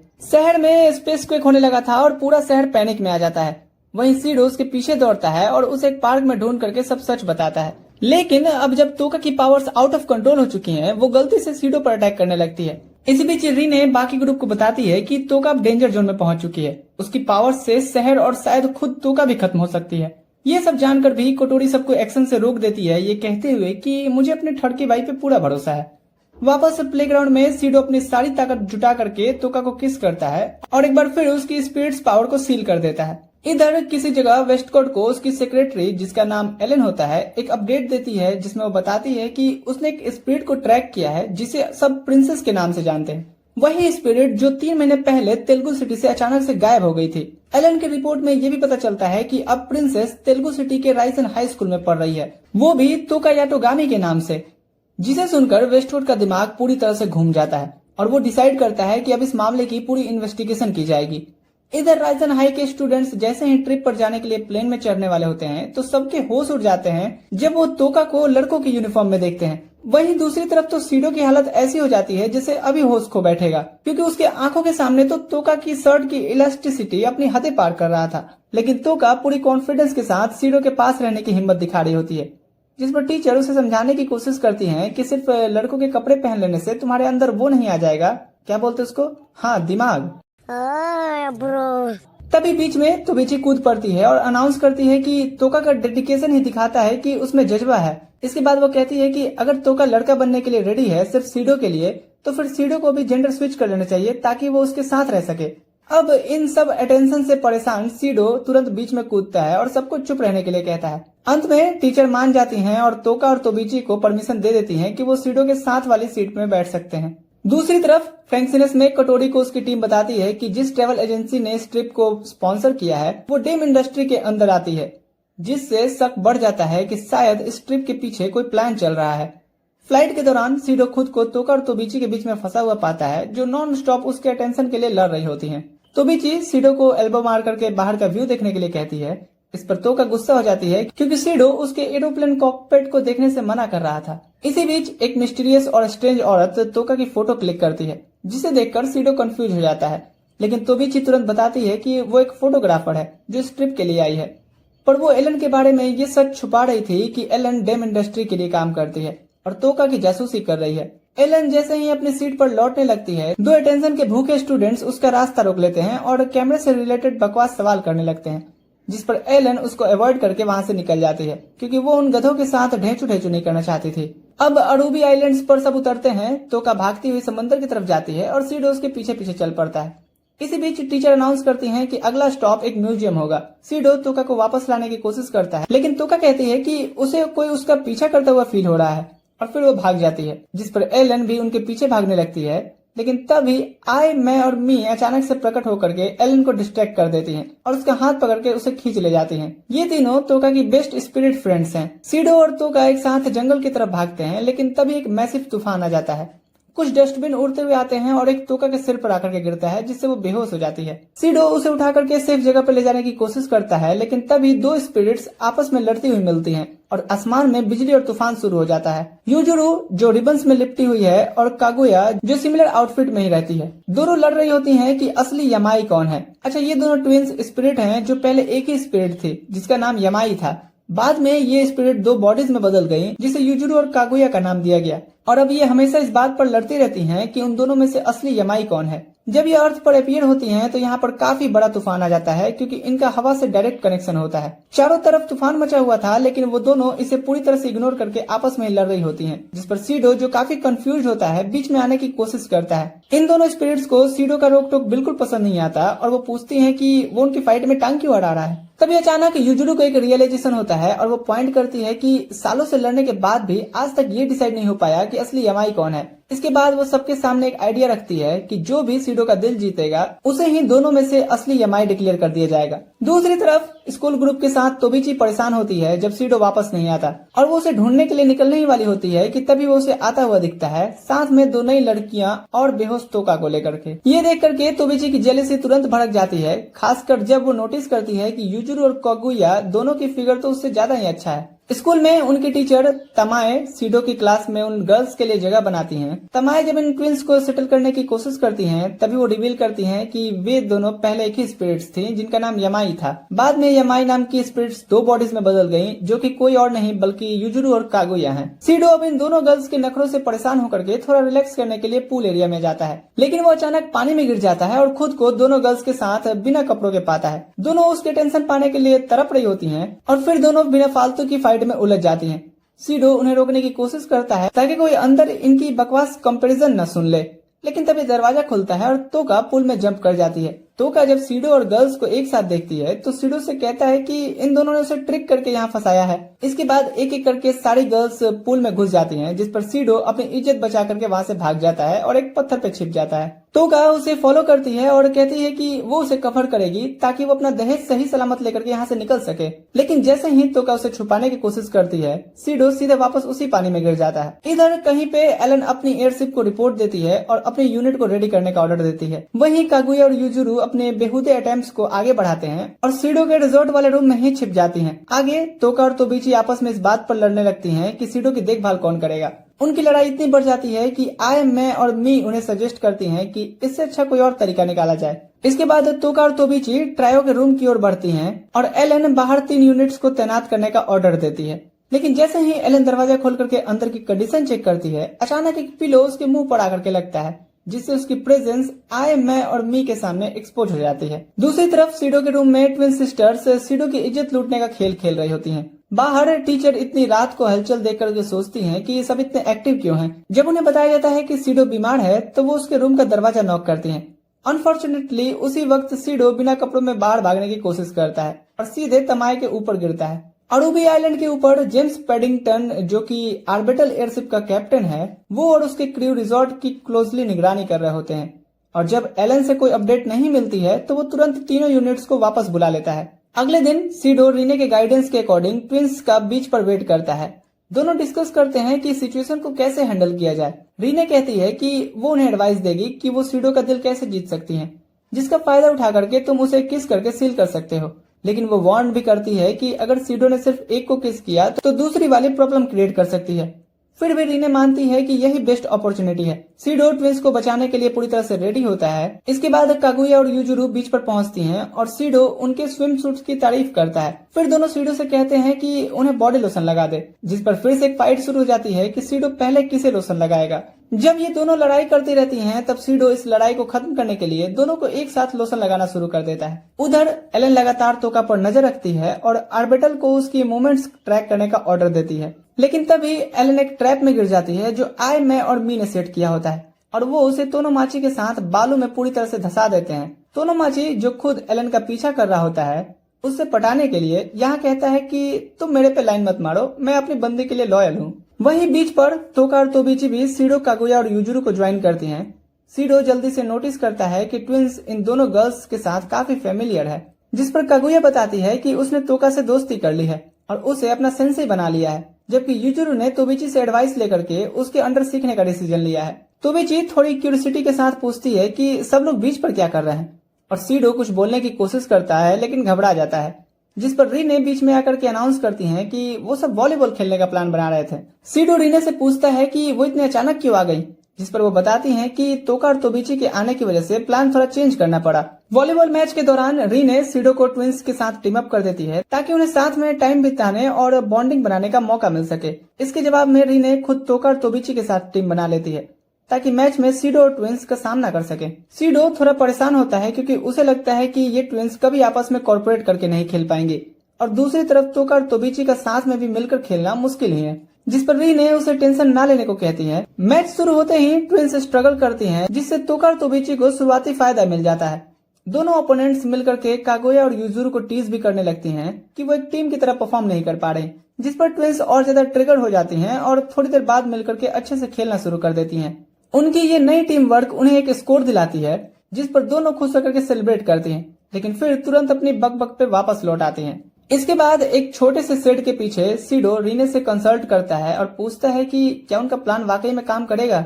रीने कहती है कि सच कहूँ तो मुझे भी पूरा यकीन नहीं है। तभी कागुया वहां आ जाती है और थोड़ा साय होकर के पूछती है कि क्या वो सीडो से अकेले में बात कर सकती है। सरप्राइज हुआ सीडो रीने से पूछता है कि क्या ये भी उनके इंस्ट्रक्शन का पार्ट है, लेकिन रीने मना कर देती है। कागुया की नर्वसनेस को देख करके सीडो उसे कंफर्ट करने की कोशिश करता है, जिस पर कागुया कूल बनने की कोशिश करती है, लेकिन जैसे ही सीडो उसकी तरफ देखता है वो ब्लश करने लगती है और थोड़ी उलझन में पड़ जाती है। पर फिर कागुया सीधे पॉइंट पर आती है और उसे अर्ज करती है कि वो यूजुरू को चूज करे, ना कि उसे। कुछ देर बाद यूजुरू भी सीडो के पास आती है और सेम रिक्वेस्ट करती है कि सीडो उसकी बहन को चुने, ना कि उसे। ये दोनों ट्विंस एक दूसरे से अनजान रहते हुए ही खुद को पीछे रख करके दूसरे को चूज करने की बात करती हैं, बस इसीलिए ताकि दूसरी खुश रह सके।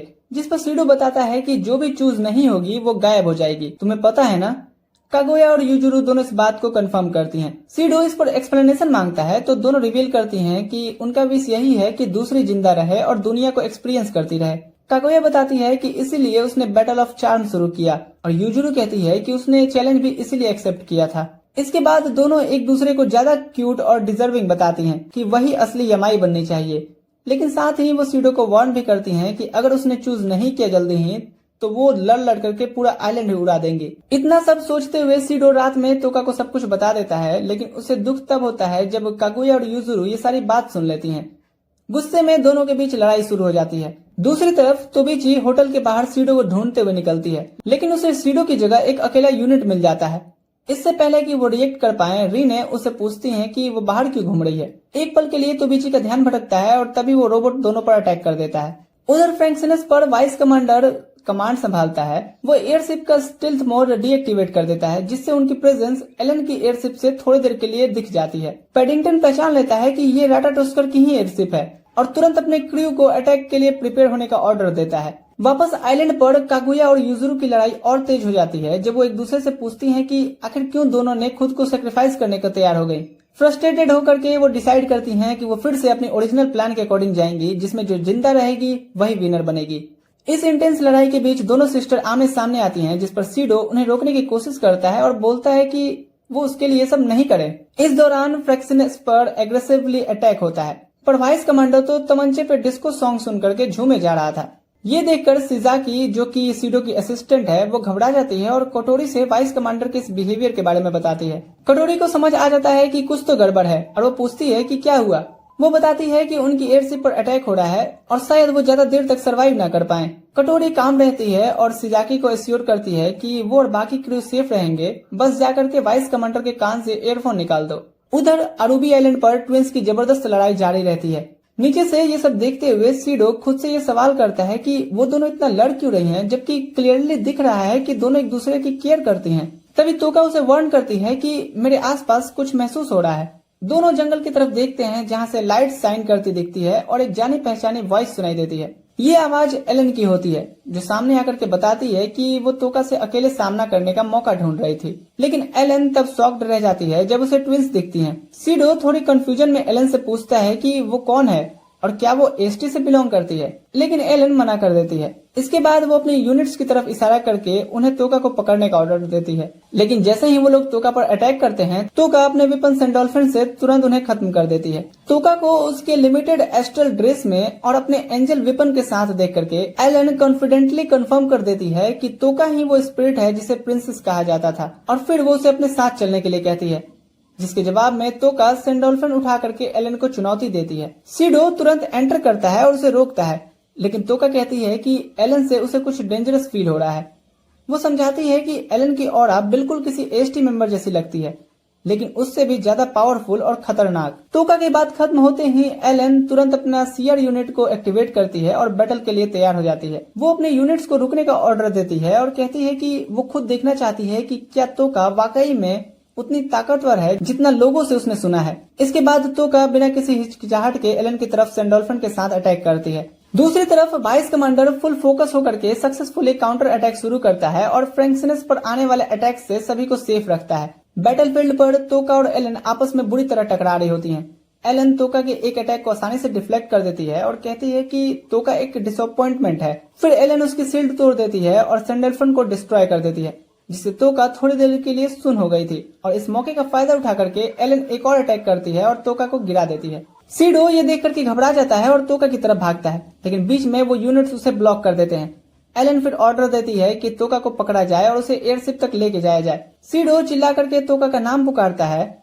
उसकी आंखें बदलने लगती हैं और जैसे ही वो हाथ उठाता है वो यूनिट्स एकदम से फट जाते हैं। एलन भी चौंक जाती है जब वो देखती है कि सीडो ने तोका का एंजल सेंडोल्फिन को मैनिफेस्ट कर लिया है। दूसरी तरफ फ्रैंक्सिनस और आर्बिटल एक दूसरे से ऐसे लड़ रहे थे जैसे घर में मॉम डैड। डैमेज 0 पर अटैक 100%। नीचे एलन के चेहरे पर एक स्माइल आ जाती है और वो सीडो से कहती है कि अब वो भी उसके साथ चलेगा। इसके बाद वो बाकी बचे हुए अपने यूनिट्स को भी सीडो को पकड़ने का ऑर्डर दे देती है। सीडो खुद को बचाने की कोशिश करता है और तोका बस ये सब देखती रहती है और कुछ नहीं कर पाती। तभी आर्बिटल को स्टारबोर्ड साइड से डैमेज होता है और कंट्रोल रूम में आग लग जाती है, जिस वजह से इन यूनिट्स की पावर सप्लाई ही कट जाती है और वो गिर पड़ते हैं। एलन तुरंत आर्बिटर से स्टेटस रिपोर्ट मांगती है और पता चलता है कि उनका एयरशिप अटैक में आ गया है। इस डिस्ट्रैक्शन का फायदा उठा करके सीडो तोका का हाथ पकड़ के वहां से भागने लगता है। एलन उसे पकड़ने की कोशिश करती है लेकिन एक गड्ढे में गिर जाती है और उसके साथ उसके यूनिट्स भी।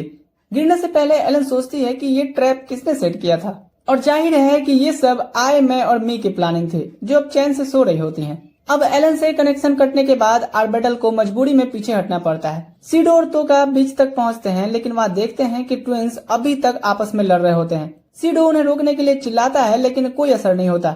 उनका अटेंशन अपनी ओर लेने के लिए सीडो सैंडोल्फिन को समन करता है और उसे हवा में घुमाने लगता है, लेकिन अब उसे समझ नहीं आता कि आगे क्या करना है, जिस पर वो तोका की तरफ देखता है।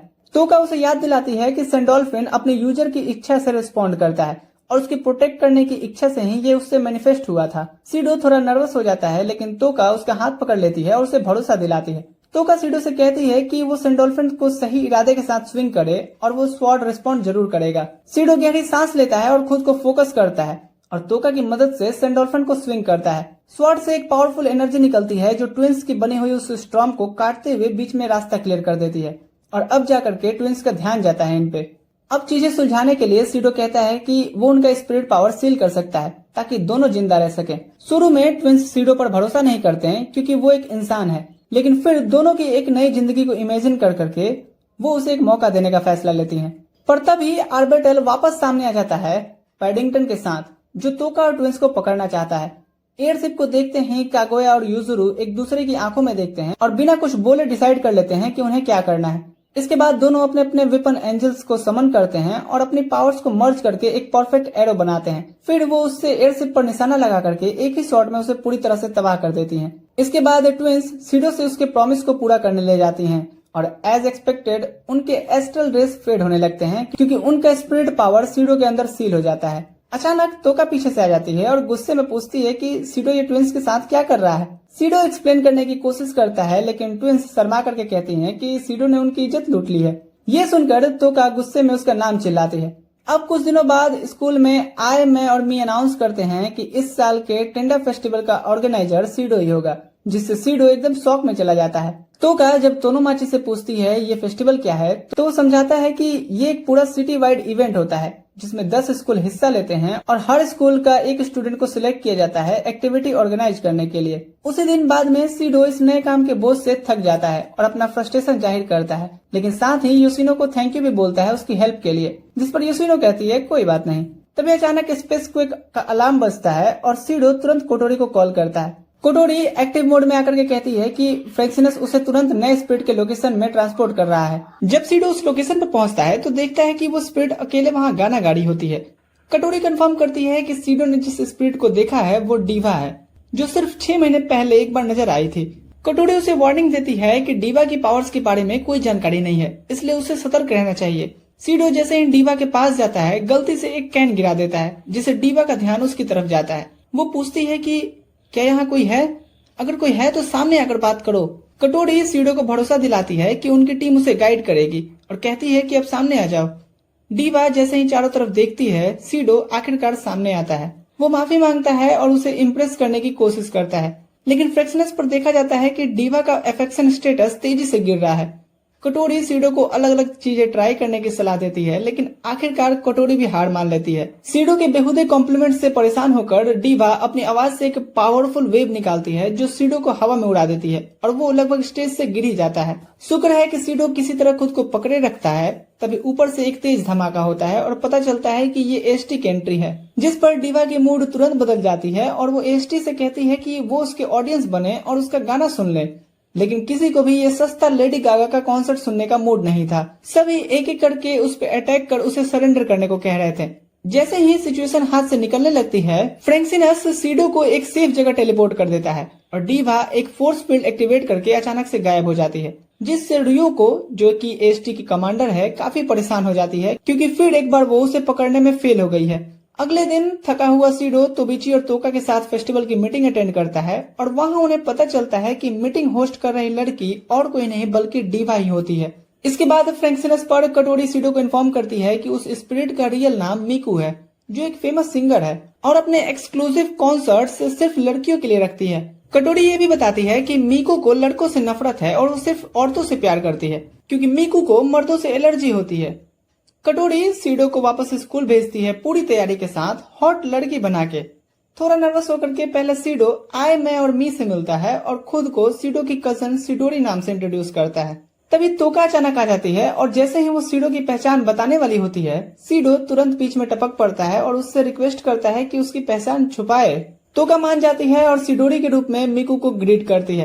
वहीं तोबीची उसकी फोटो खींचती है जिससे सीडो थोड़ा शर्मिंदा हो जाता है। बाद में सिडोरी तेलुगु सिटी पहुंचती है जहां कटोरी से बताती है कि रिंडियोजी गर्ल्स एकेडमी हॉल 1 में वो अपना सेटअप करेगी और वहीं मीकू भी रहेगी। सिडोरी को मीकू अपने क्लासमेट्स के साथ चलती दिखती है जिस पर वो उससे मिलने आती है। मीकू सिडोरी को नोटिस करती है और उसका नाम पूछती है। वो गलती से मेल वॉइस प्रोनाउंस करने वाला होता है लेकिन संभल जाता है, जिस पर मीकू हंसते हुए कहती है कि तुम तो बड़ी फनी लड़की हो। फ्रेंकसिनस पर मीकू की मूड स्टेबलाइज दिखती है और क्रू सीडो को थोड़ा और ज्यादा मूड में होकर के बात करने के लिए कहता है, जिस पर मजबूरी में सीडो सिडोरी बन करके मीकू से पूछती है कि क्या वो अपनी पैंटीज उसे बेचेगी। पहले तो मीकू शॉक हो जाती है लेकिन फिर वो कहती है कि हाँ, पर उसकी कीमत तुम होगी। ये सुनने सिडोरी कहती है,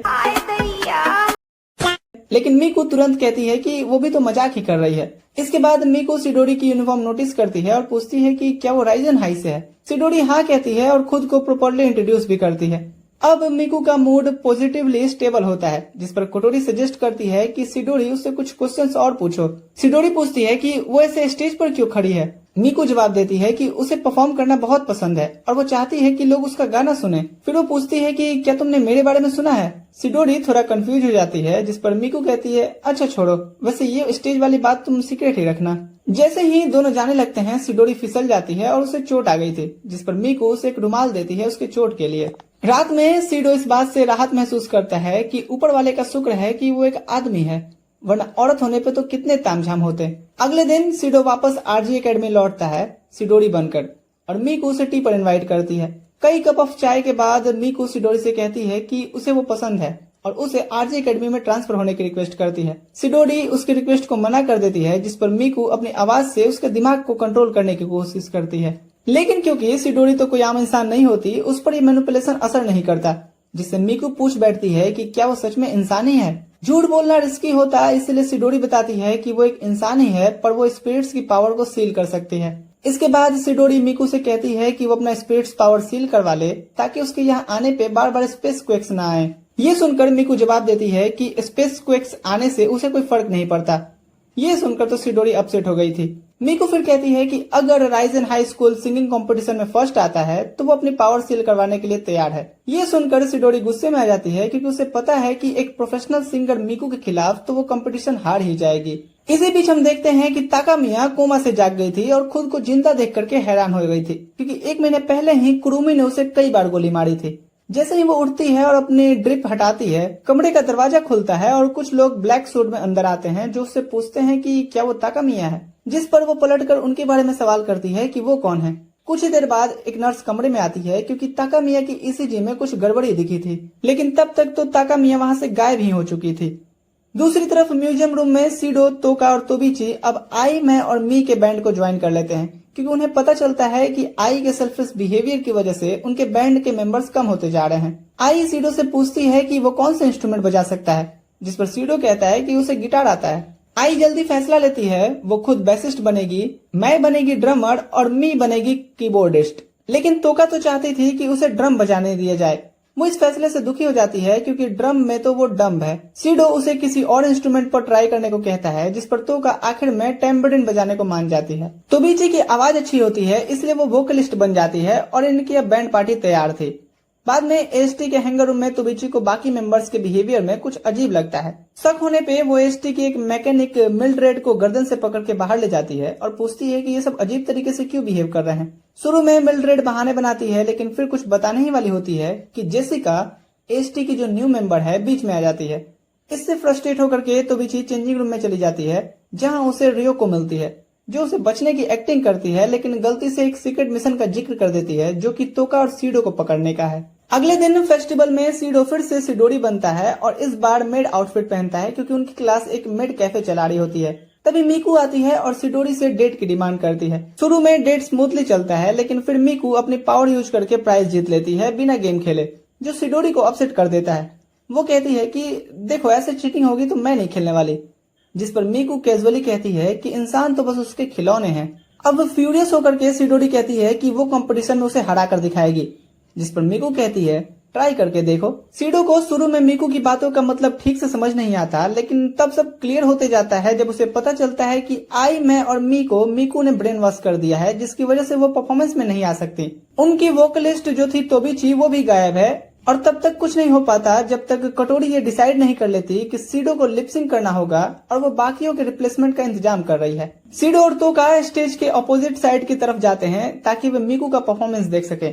जैसे ही मीकू अपना पहला सॉन्ग शुरू करती है, उसके पीछे कुछ बैकअप डांसर्स भी आते हैं। सीडो और तोका तो उसकी जबरदस्त परफॉर्मेंस को देख करके पूरी तरह से हैरान हो गए थे। इसके बाद जैसे ही मीकू दूसरा सॉन्ग शुरू करने वाली होती है, पूरा स्टेज अचानक से डार्क हो जाता है, जो कि कटोरी का प्लान होता है ताकि वो परफॉर्मेंस की हाइप को थोड़ा कम कर सके और टाइम डिले कर पाए। लेकिन तभी अचानक मीकू पूरी ऑडियंस के सामने अपना एस्ट्रल ड्रेस एक्टिवेट कर देती है और बिना रुके अपना दूसरा सॉन्ग शुरू कर दी थी।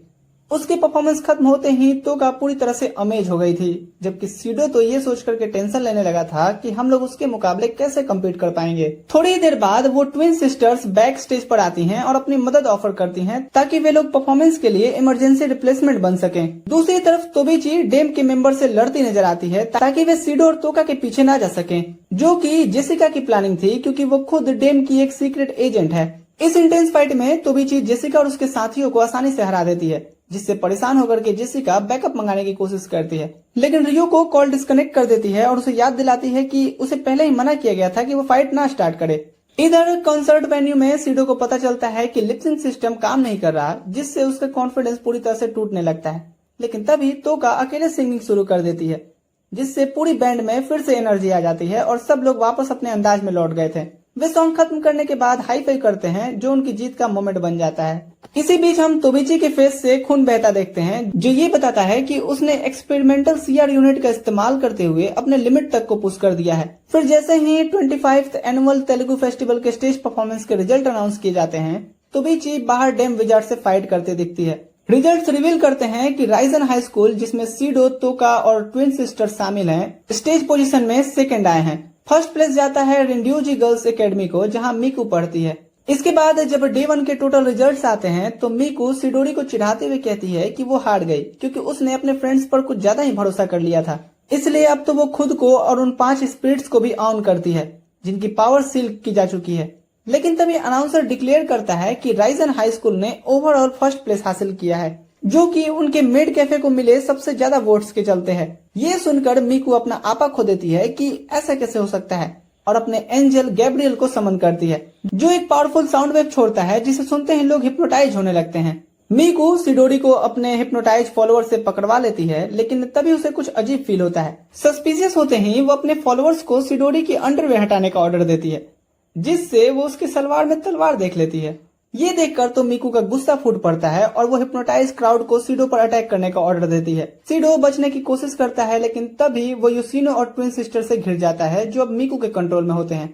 दोनों अपने एंजल्स समन करके सीडो पर अटैक कर देते हैं, लेकिन ठीक उसी वक्त पे तोका एंट्री लेती है, जो इन ईयर मॉनिटर पहन रखी थी, जिससे वो हिप्नोसिस से बची रहती है। वो सीडो को बचा के निकालने लगती है और सीडो जल्दी से ही कटोरी से कांटेक्ट करने की कोशिश करता है ताकि फ्रैंक्सिनस को तैनात कर सकें। लेकिन इसी दौरान कटोरी, जो खुद मीकू की हिप्नोसिस में आ जाती है, जो मिकालियन कैनन को तेलुगु सिटी पर फायर करने की तैयारी कर रही थी, वो तो टाइम पे ताकामिया पहुंचती है और कटोरी को वापस नॉर्मल कर देती है, इससे पहले कि वो कमांड भी दे सके।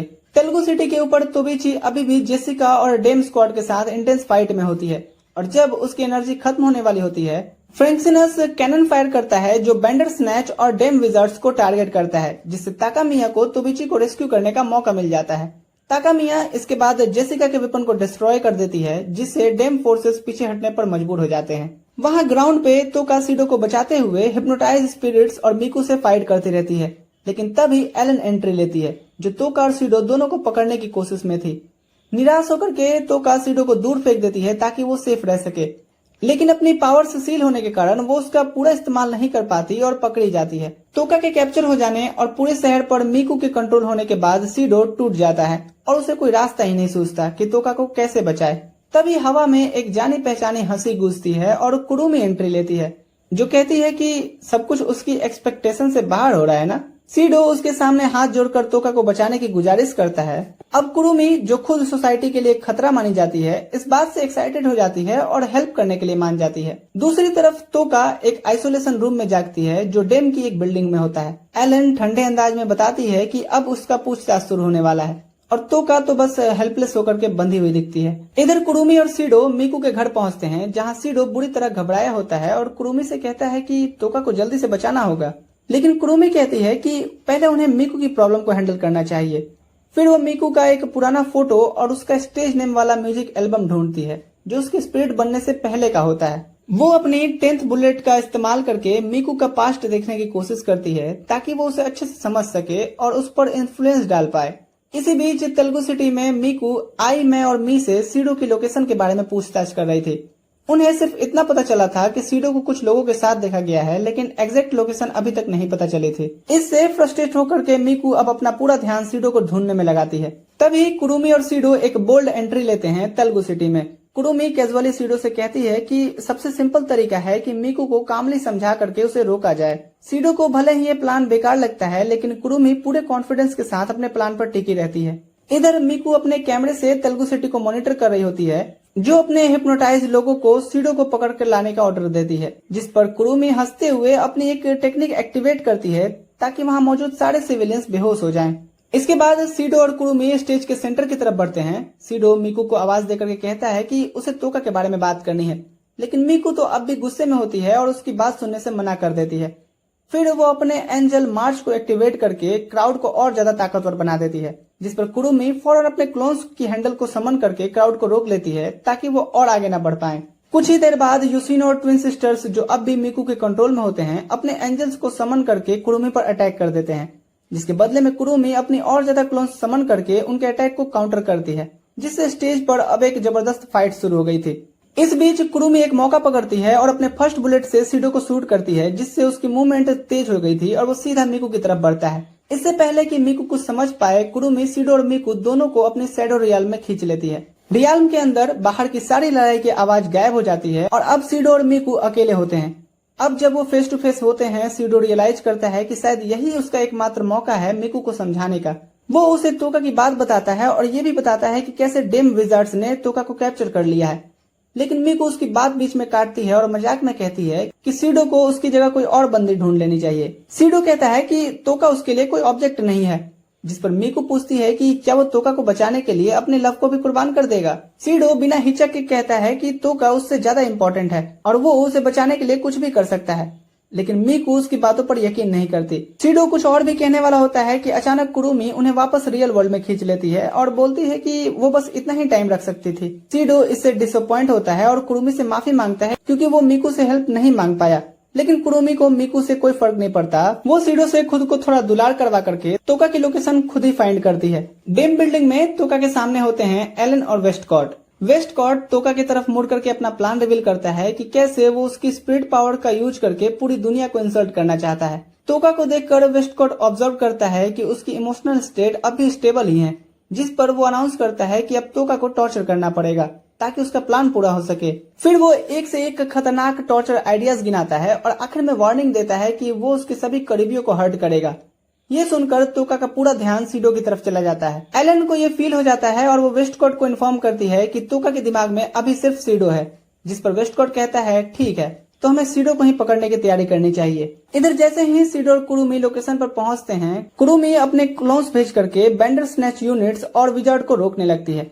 मेन एंट्रेंस की तरफ जाते हुए अचानक कुरुमी का सिर उड़ जाता है और वहां ताकामिया रिवील होती है। वो सीडो को बताती है कि वो अब कटोरी के साथ काम कर रही है। कुरुमी फिर वापस आती है और ताकामिया फाइट के लिए तैयार हो जाती है, लेकिन कुरुमी कहती है कि अब वो अपने काम पर निकल रही है, यहाँ से तुम ही संभालो। इसके बाद ताकामिया सीडो को एक बर्ड्स देती है जो उसे कटोरी से कनेक्ट करता है। कटोरी सीडो को रोकने की कोशिश करती है क्योंकि अंदर जाना एक डेथ ट्रैप हो सकता है, लेकिन सीडो साफ कहता है कि वो तोका को अकेले नहीं छोड़ सकता।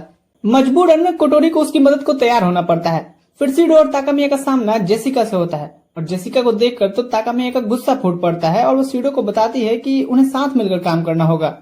जब तक लड़कियों का झोटा झोटी शुरू होता है, सीडो बिल्डिंग के अंदर गहराई में चला जाता है, लेकिन उसे कुछ विजार्ड्स पकड़ लेते हैं। गुस्से में सीडो सैंडोल्फिन समन करके खुद को फ्री कर लेता है और तोका को बचाने फिर से आगे बढ़ता है। दूसरी तरफ रियोको और उसकी एसटी स्क्वाड डेम के जापानीज हेडक्वार्टर्स पहुंचते हैं, जहां बेंडर स्नैच यूनिट्स और कुरुमी की क्लोन्स के बीच लड़ाई चल रही होती है। हेडक्वार्टर्स के अंदर सीडो लगातार आगे बढ़ता है और कई डेम विजर्ड्स को हराता है, लेकिन एक जगह वो विजर्ड्स के ट्रैप में फंस गया था। उसी वक्त मीकू वहां प्रकट होती है और अपने एंजल की मदद से सीडो को बचा लेती है।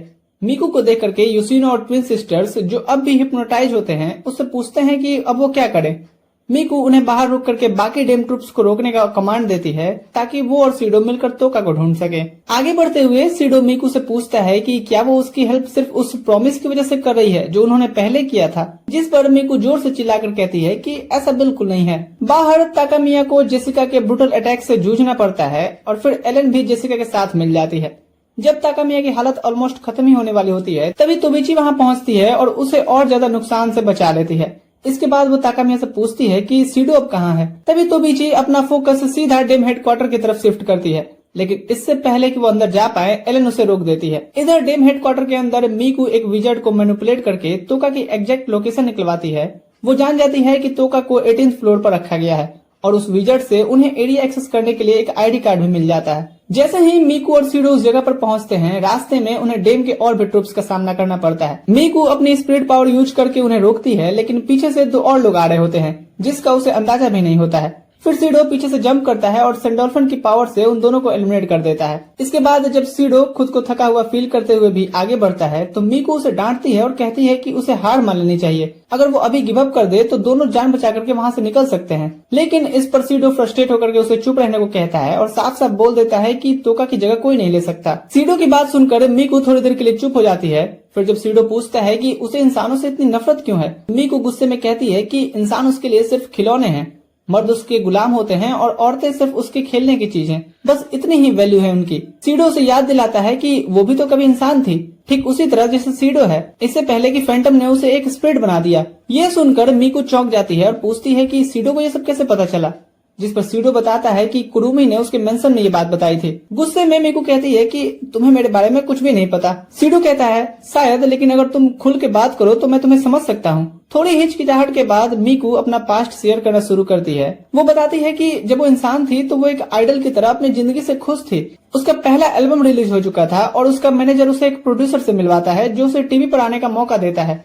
लेकिन उस डील के पीछे का मतलब ये था कि मीकू को उस प्रोड्यूसर के साथ सोना पड़ेगा। मीकू उस ऑफर को मना कर देती है, जिस पर प्रोड्यूसर उसे बदनाम कर देता है और कोई भी, इवन उसके फैंस भी उसके सपोर्ट में नहीं आते। तो वो खुद को साबित करने की कोशिश करती है और एक कंसर्ट में परफॉर्म करने जाती है, लेकिन ज्यादा प्रेशर की वजह से वो अपनी आवाज खो बैठती है। सीडो उसे कंफर्ट करने की कोशिश करता है, लेकिन मीकू फिर से चिल्ला पड़ती है और कहती है कि सीडो भी बाकी लोगों के जैसा ही है, जिस पर सीडो उसे कामली समझाता है कि उसने खुद ही अपने डर और गुस्से को अपने ऊपर हावी होने दिया है। फिर इससे पहले कि मीकू कुछ जवाब दे सके, एक ग्रुप डेम सोल्जर सामने आ जाते हैं। लेकिन मीकू का गुस्सा इस हद तक पहुंच चुका होता है कि जब वो सीडो को चुप रहने को कहती है तो उसके चिल्लाहट से सारे सोल्जर्स बेहोश हो जाते हैं। वो कहती है कि वो अपने पावर्स कभी सील नहीं करेगी, क्योंकि बिना उसके हिप्नोटिक वॉइस के कोई उसकी बात नहीं सुनेगा। ये सुनकर सीडो उस पर कहता है कि वो जरूर उसकी बात सुनेगा। मीकू थोड़ी सॉफ्ट होती है, लेकिन फिर भी मानने को तैयार नहीं थी। इसी बीच तोबिची और एलन के बीच लड़ाई जारी रहती है। एलन ने ठान लिया होता है कि वो तोबिची को एलिमिनेट करके ही मानेगी, लेकिन इससे पहले कि वो ऐसा करे, वेस्टकॉट उसे समन कर लेता है, जिस पर एलन को पीछे हटना पड़ता है। इधर सीडो और मीकू तोका तक पहुंचते हैं, तभी वेस्टकॉट वहां आकर के उन्हें शाबाशी देता है और एलन आकर के सीडो की छाती में सीधे तलवार घुसेड़ देती है। सीडो की हालत देख करके तोका के अंदर का स्पार्क जोरों पर पहुंचता है और वो इनवर्स फॉर्म को, जो कि डिमन किंग होता है, उसमें ट्रांसफॉर्म हो जाती है। वेस्टकॉट तो ये सब देख करके एक्साइटेड हो जाता है कि अब मचेगी तबाही। थोड़ी देर बाद सीडो होश में आता है और देखता है कि तोका के चारों ओर डार्क एनर्जी घूम रही है और उसका पूरा रूप ही बदल चुका है। सीडो उसे देख करके शॉक होता है और उसकी अटेंशन पाने की कोशिश करता है, लेकिन अब वो पहले वाली तोका नहीं रहती, बल्कि एक इमोशनलेस स्पिरिट बन चुकी होती है, जो कंफ्यूज होकर के पूछती है कि वो कौन है और कहां से बोल रहा है। इसी दौरान वेस्टकॉट एलन को तोका को खत्म करने का ऑर्डर देता है। दूसरी तरफ पगली जेसिका ताकामिया से लड़ी रही होती है। ताकामिया पर भारी पड़ने के बाद भी जेसिका अपनी नफरत दिखाती है, जिस पर ताकामिया को गुस्सा आता है और वो अपनी स्वॉर्ड उसकी बॉडी में घुसा देती है और उसे डिफीट करती है। जेसिका की आखिरी सांसें चल रही होती हैं, तब ताकामिया उसे एक झूठी तसल्ली देती है कि वेस्टकॉट उस पर प्राउड फील करेगा, जिससे जेसिका शांति से अपनी आखिरी सांस ले पाती है। उधर डेव हेडक्वार्टर में तोका और एलन के बीच जबरदस्त टक्कर चल रही होती है। तोका एलन का लेटेस्ट अटैक मुश्किल से डॉज करती है, जिस पर एलन अपने वेपन को समन करती है तोका को खत्म करने के लिए।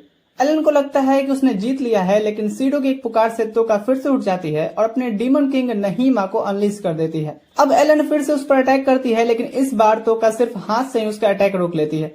फिर जैसे ही तोका वेस्टकोट को देखती है, अपना सारा गुस्सा उस पर निकालने के लिए एक अटैक लॉन्च करती है। एलन उसे बचाने के लिए आगे आती है और पूरा ब्लास्ट खुद झेल लेती है। मीकू भी सीडो और खुद को नहीमा के ब्लास्ट से बचाने के लिए शील्ड बनाती है।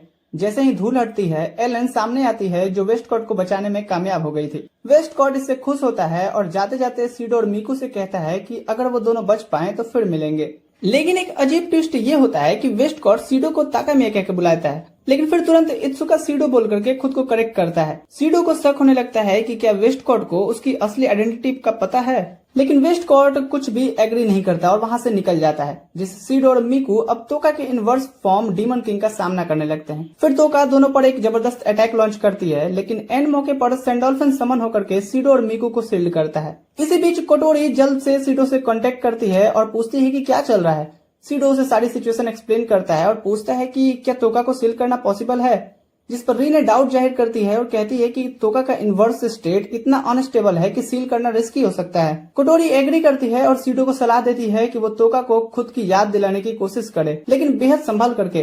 फिर सीडो तोका की तरफ बढ़ता है और उसे उसके कनेक्शन की याद दिलाने की कोशिश करता है, लेकिन इससे पहले कि कोई इमोशन जागे तोका उसे हमर से ब्लास्ट कर देती है। मीकू उसे रोकने के लिए अपना एंजल यूज करके तोका को टेम्पररी रोकती है, जिससे सीडो पास पहुंच सके, लेकिन तोका फ्री हो जाती है और मीकू की वॉइस टेम्पररी चली जाती है। फिर इनवर्स तोका मीकू पर अटैक करती है, लेकिन इससे पहले सीडो योशिनो का एंजल वेपन जेड किल को समन करता है और एक आइस बैरियर क्रिएट करता है जो दोनों को बचा लेता है। मीकू इस बात से हैरान होती है कि सीडो ने उसे बचाया और अपना वादा निभाया, जिससे उसके थॉट्स सीडो के बारे में बदलने लगते हैं। मीकू जैसे ही सीडो का नाम पुकारती है, तोका को थोड़ी देर के लिए सिर में तेज दर्द होता है, लेकिन वो उसे दबाने के लिए खुद को ही अपने डीमन किंग पावर से चोट पहुंचाती है। अब वो पूरी ताकत से सीडो को खत्म करने के लिए तैयार हो जाती है और अपने डीमन किंग का फाइनल फॉर्म समन कर लेती है। मीकू अब अपनी पावर्स का यूज नहीं कर पा रही होती, लेकिन फिर भी वो सीडो को बचाने का फैसला करती है। पर तभी इससे पहले कि तोका अपनी तबाही मचाने वाली पावर अनलीज कर सके, वो थोड़ी देर के लिए डिस्ट्रैक्ट हो जाती है, जब योशिनो मीकू के कंट्रोल से फ्री होकर के सामने आ जाती है। लेकिन दुर्भाग्य से तोका की पावर से योशिनो तुरंत उड़ जाती है, जिस पर सीडो, जो अब भी अपने मिशन में पूरा डेडिकेटेड है, मीकू को यह भरोसा दिलाता है कि वो तोका को जरूर बचाएगा और उसे याद दिलाता है कि वो हमेशा अपने वादे पूरा करता है। इसके बाद वो सामने खड़ी इनवर्स तोका की तरफ मुड़ता है और उसका नाम पुकारता है, जो अब तक इमोशनलेस बनी हुई थी। सीडो की आवाज सुनकर अचानक से उसे कुछ अजीब सा महसूस होता है, लेकिन फिर वो अपनी फुल पावर अनलीज करती है, जो सीडो की तरफ एक ब्लास्ट लेकर आती है। यह सब देख करके मीकू घुटने के बल गिर जाती है। उसे लगता है कि तोका ने आखिरकार सीडो को हमेशा के लिए मिटा दिया, लेकिन तोका की हैरानी तब और बढ़ जाती है जब सीडो जिंदा निकलकर सामने आता है और उसे बचाया होता है ट्विन सिस्टर्स ने। सीडो उनकी मदद के लिए उन्हें थैंक्स बोलता है और फिर तोका की तरफ धीरे धीरे बढ़ता है। तोका के अंदर तभी सीडो की आवाज की एक पुरानी मेमोरी अचानक से ट्रिगर होती है, जिससे वो अंदर से फील करती है जब वो ऐसे ही उसे गिरते हुए बचाई थी, लेकिन अब भी वो कंफ्यूज्ड रहती है। वो सीडो को खुद की तरफ आते हुए देखती है और फिर सीडो उसे किस कर देता है, जिस पर तोका अपने पहले वाले एंजल वर्जन में वापस आने लगी थी। और ये देख करके मीकू को फाइनली यकीन हो जाता है कि सीडो सच में एक ऐसा इंसान है जो अपने वर्ड्स निभाता है। इसी रियलाइजेशन के बाद मीकू डिसाइड करती है कि सीडो को वो कुछ स्पेशल देगी। अगले दिन मीकू खुद सीडो के पास जाकर के उसके होठों पर किस करती है और उसे डार्लिंग बुलाती है, लेकिन तभी तोका गुस्से में अंदर आती है और मीकू से कहती है कि उसके कंसर्ट का टाइम हो गया है। फिर जैसे ही मीकू स्टेज पर अपनी परफॉर्मेंस देने जाती है, सीडो बैक स्टेज से उसकी सिंगिंग को देख करके पूरी तरह से शॉक्ड रह जाता है। और शो के आखिर में मीकू पूरे क्राउड के सामने सीडो को फिर से डार्लिंग कहकर थैंक यू बोलती है, जिस पर बाकी स्पिरिट्स के अंदर जलन से उठने लगती है। सीडो एक लंबी सांस लेता है और सोचता है कि जितनी ज्यादा लड़कियां उतना ज्यादा सिरदर्द। कुछ दिनों बाद हमें फिर से मीकू के कॉन्सर्ट का सीन दिखाया जाता है, जिसमें सीडो और सारी लड़कियां पहुंचती हैं। हालांकि मीकू कोई मीका सिंह नहीं है, फिर भी उसका कॉन्सर्ट इतना भीड़ खींचता है कि लोगों की आंखें फटी की फटी रह जाती हैं। शो में मीकू स्टेज पर ऐसे ऐसे गाने और डांस मूव दिखाती है कि सारी ऑडियंस उसकी दीवानी हो जाए। जब उसका परफॉर्मेंस खत्म होता है तो वो सीडो को आंख मारकर इशारा करती है, जिस पर हमारा हाउस ही सीडो एकदम ब्लश करने लगता है। फिर कॉन्सर्ट के बाद सीडो और लड़कियां मीकू के साथ एक प्राइवेट पूल पार्टी में शामिल होती हैं, जिसमें सिर्फ वही लोग होते हैं। फिर उसी रात मीकू उन्हें घर छोड़ने का ऑफर देती है, लेकिन वो मना कर देते हैं ये कह करके कि सभी लोग उसकी कार में नहीं आएंगे, मीकू के चले जाने के बाद सीडो और बाकी लोग ट्रेन पकड़ते हैं घर लौटने के लिए, जिस पर रास्ते में सीडो को आसमान में कुछ अजीब सा नजर आता है। इसके साथ ही उसे ट्रेन रुकते वक्त एक लड़की दिखती है जो उसे देख रही होती है, लेकिन ट्रेन जैसे ही फिर से चलती है वो लड़की गायब हो गई थी। अगले दिन सुबह जब सीडो उठता है तो वो एक बड़ी सी गोल पिंड को शहर के ऊपर हवा में तैरते देखता है। वो तुरंत कटोरी का ध्यान उस ओर खींचता है, लेकिन कटोरी उसे देख ही नहीं पाती, जिस पर पहले तो वो इग्नोर करती है, लेकिन फिर कटोरी उस पर भरोसा कर लेती है और दोनों फ्रैंकसिनस में बैठ करके उस गोले की लोकेशन की तरफ उड़ान भरते हैं। थोड़ी देर में क्रू भी एक इनविजिबल स्पेयर डिटेक्ट करता है, जिससे कंफर्म हो जाता है कि सच में कुछ तो हवा में तैर रहा है। इस स्पेयर को एनालाइज करने के बाद रीने बताती है कि ये स्पेयर सीडो की सभी गर्ल्स की स्पिरिचुअल एनर्जी से बना हुआ है, जिसके बारे में वो एक्सप्लेन करती है कि ये स्पेयर स्पिरिट्स के सबकॉन्शियस थॉट्स की वजह से बन सकता है, जिसमें उनकी इमोशंस मिक्स होकर के एक शेप ले चुकी हैं। और जब कटोरी पूछती है कि किस इमोशन की बात चल रही है तो सिजाकी जवाब देती है जलन। कटोरी को ये बात बिल्कुल बकवास लगती है, लेकिन सिजाकी थोड़ा और समझाती है कि भले ही सारे स्पिरिट्स ने अनऑफिशियली ही ये मान लिया हो कि सीडो को शेयर करेंगे, पर हर एक के दिल में उसे पूरी तरह से पाने की चाह अभी भी रहती है और इन्हीं दबे हुए फीलिंग्स की वजह से उन्होंने अनजाने में ही वो इमोशंस बाहर एटमॉस्फेयर में छोड़ दिए हैं, जिससे ये स्फीयर बन गई है, जो कि उनके लिए काफी डेंजरस हो सकती है। बाकी क्रू मेंबर्स भी सिजाकी की बात से एग्री करते हैं और रीने सजेस्ट करती है कि सीडो को लड़कियों का स्ट्रेस कम करने में मदद करनी चाहिए। और तब तक हमारे क्रू मेंबर्स इस स्फीयर के बारे में और ज्यादा इन्फॉर्मेशन इकट्ठी कर लेंगे। सीडो पूछता है कि क्या वो ये काम एक साथ कर सकता है, जिस पर रीने मना करती हैं और बोलती हैं कि उसे हर एक लड़की को अलग अलग डेट पर ले जाना होगा। उस रात रीने सीडो और कटोरी के साथ घर जाती है और सब लड़कियों को सिचुएशन के बारे में बताती हैं, जिस पर तोका को बस एक ही बात की फिक्र होती है कि अब वो फिर से सीडो के साथ डेट पर कब जा सकती है। वो तो एक्साइटेड होकर के पूछती है कि क्या वो आज ही जा सकते हैं, लेकिन कटोरी उसे कहती है कि पहले वो अपने हाउस को थोड़ा कंट्रोल में रखे, फिर डेट पे निकलना। रीने सबको लड़ाई से बचाने के लिए एक गेम अरेंज करवाती है ताकि डेट का ऑर्डर डिसाइड हो जाए, जिस पर कागुया का पहला नंबर मिलता है, मिकू को सेकंड, योशिनो को थर्ड, युजुरु को फोर्थ, कटोरी को फिफ्थ और तोका को सिक्स्थ।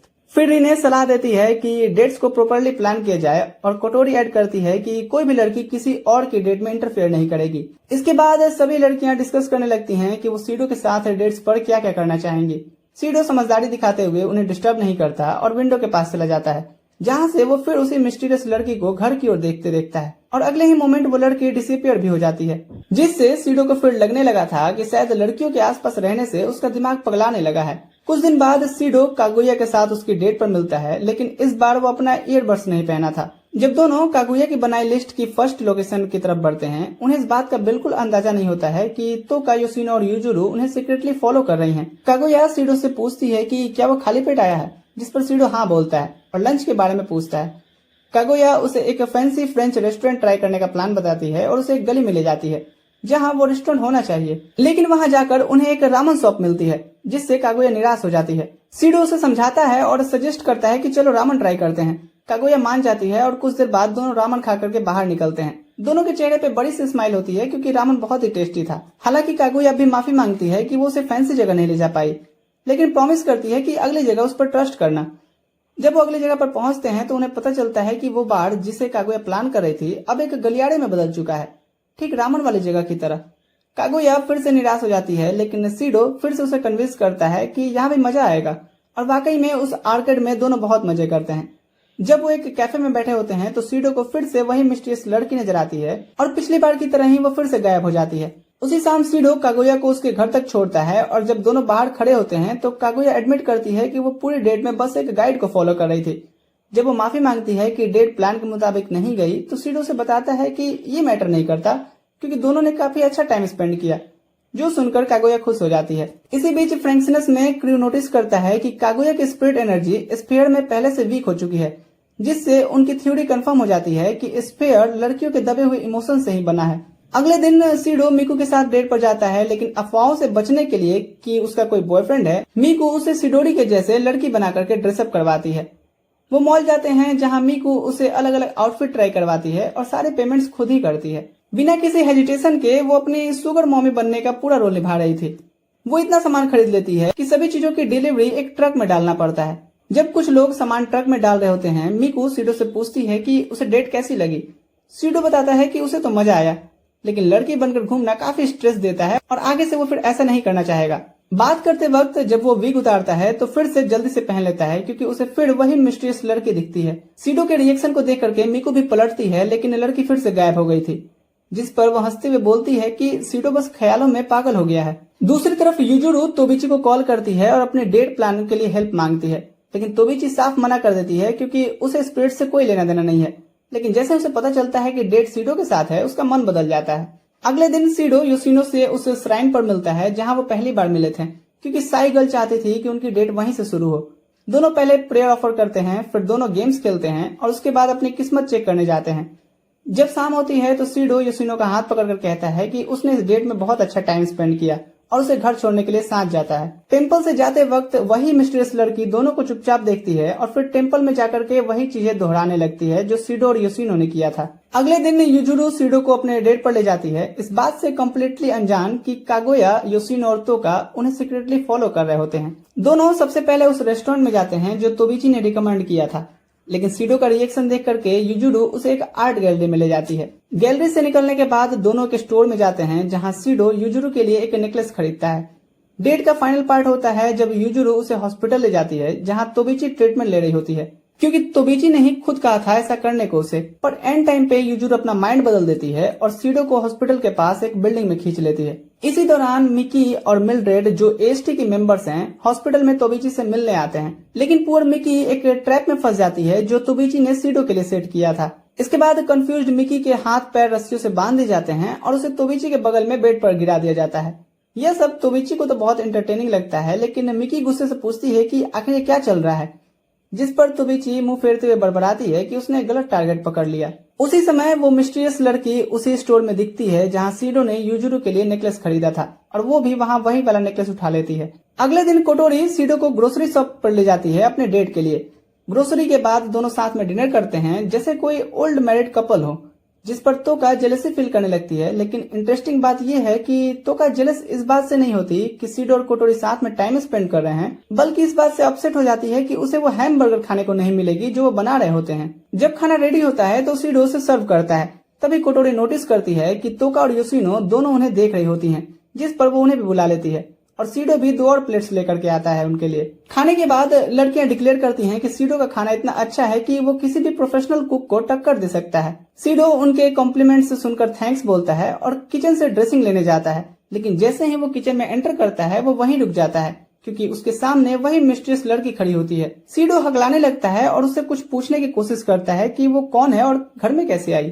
तभी कोटोरी उसे आवाज देती है और पूछती है कि तुम्हें क्या हो गया है, क्योंकि उन्हें लगता है कि सीडो खुद से बातें कर रहा है, क्योंकि बाकी किसी को भी वो लड़की नहीं दिख रही थी। सीडो उन्हें सब कुछ बताने की कोशिश करता है, लेकिन जब वो दोबारा उस लड़की की तरफ देखता है तो वो गायब हो चुकी थी। वो तुरंत से बाहर दौड़ता है देखने के लिए कि वो कहीं जाती भी नजर आ रही है क्या, लेकिन स्ट्रेट पूरी तरह से खाली होता है। तभी कुरुमी अपनी शैडो से निकल करके सामने आती है और बताती है कि वो सिर्फ ये देखने आई है कि सीडो के आसपास जो मिस्टीरियस चीजें चल रही हैं वो सब क्या हैं। जिस तरह से कुरुमी बात करती है उससे सीडो समझ जाता है कि वो स्फेयर को देख पा रही है, इसलिए वो उससे पूछता है कि क्या वो जानती है कि वो स्फेयर क्या है और बाकी लोग उसे क्यों नहीं देख पा रहे हैं। जिस पर कुरुमी बस इतना कहती है कि सीडो जो भी कर रहा है वो सही डायरेक्शन में है। इसके बाद वो सड़क के उस पार बैठी उस मिस्टीरियस लड़की की तरफ देखने लगती है और कहती है कि वो सीडो से फिर कभी बात करेगी। सीडो उस लड़की की तरफ ध्यान देता है, लेकिन वो उससे कुछ पूछ पाता उससे पहले ही वो भाग जाती है और सीडो बस अंधेरा में खड़ा रह जाता है उसे आवाज लगाता हुआ। अगले दिन सीडो की डेट होती है तोका के साथ और सरप्राइजिंगली वो उसे फूड कोर्ट ले जाती है। जब सीडो से पूछता है कि उसने डेट के लिए यही जगह क्यों चुनी, तो तोका जवाब देती है कि बाकी किसी ने अपने डेट में ठीक से कुछ खाया ही नहीं और वो चाहती है कि सीडो उसके साथ अच्छे से खाए। सीडो थोड़ा शॉक्ड होता है, लेकिन क्योंकि सामने तोका है तो वो मान जाता है और दोनों अपनी फूड क्वेस्ट को शुरू कर देते हैं। बाद में जब वो एक रेस्टोरेंट में खा रहे होते हैं, सीडो नोटिस करता है कि वही मिस्ट्रेस लड़की उनके बगल वाले टेबल पर बैठी है। सीडो शॉक होकर के उठता है और उससे सवाल पूछने की कोशिश करता है, लेकिन तभी अचानक तोबिची रेस्टोरेंट में घुस जाती है। वो सीडो से पूछती है कि उसने हॉस्पिटल आकर के अपना चेकअप क्यों नहीं करवाया, जिस पर सीडो कहता है कि उसे पता ही नहीं कि वो किस चेकअप की बात कर रही है।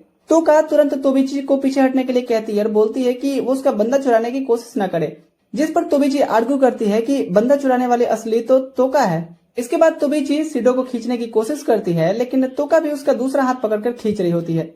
उसी वक्त मिकी और मिल्ड्रेड भी रेस्टोरेंट पहुंच जाते हैं और तोबिची को डांटते हैं कि वो फिर से हॉस्पिटल से भाग गई, जिस पर तोबिची एकदम से रेस्टोरेंट के पीछे की तरफ फ्लिप मार करके नारुतो स्टाइल में भाग जाती है। लड़कियां उसके पीछे दौड़ पड़ती हैं और सीडो और तोका वहीं खड़े होकर के सोचते हैं कि सच में तोबिची पागल हो गई है।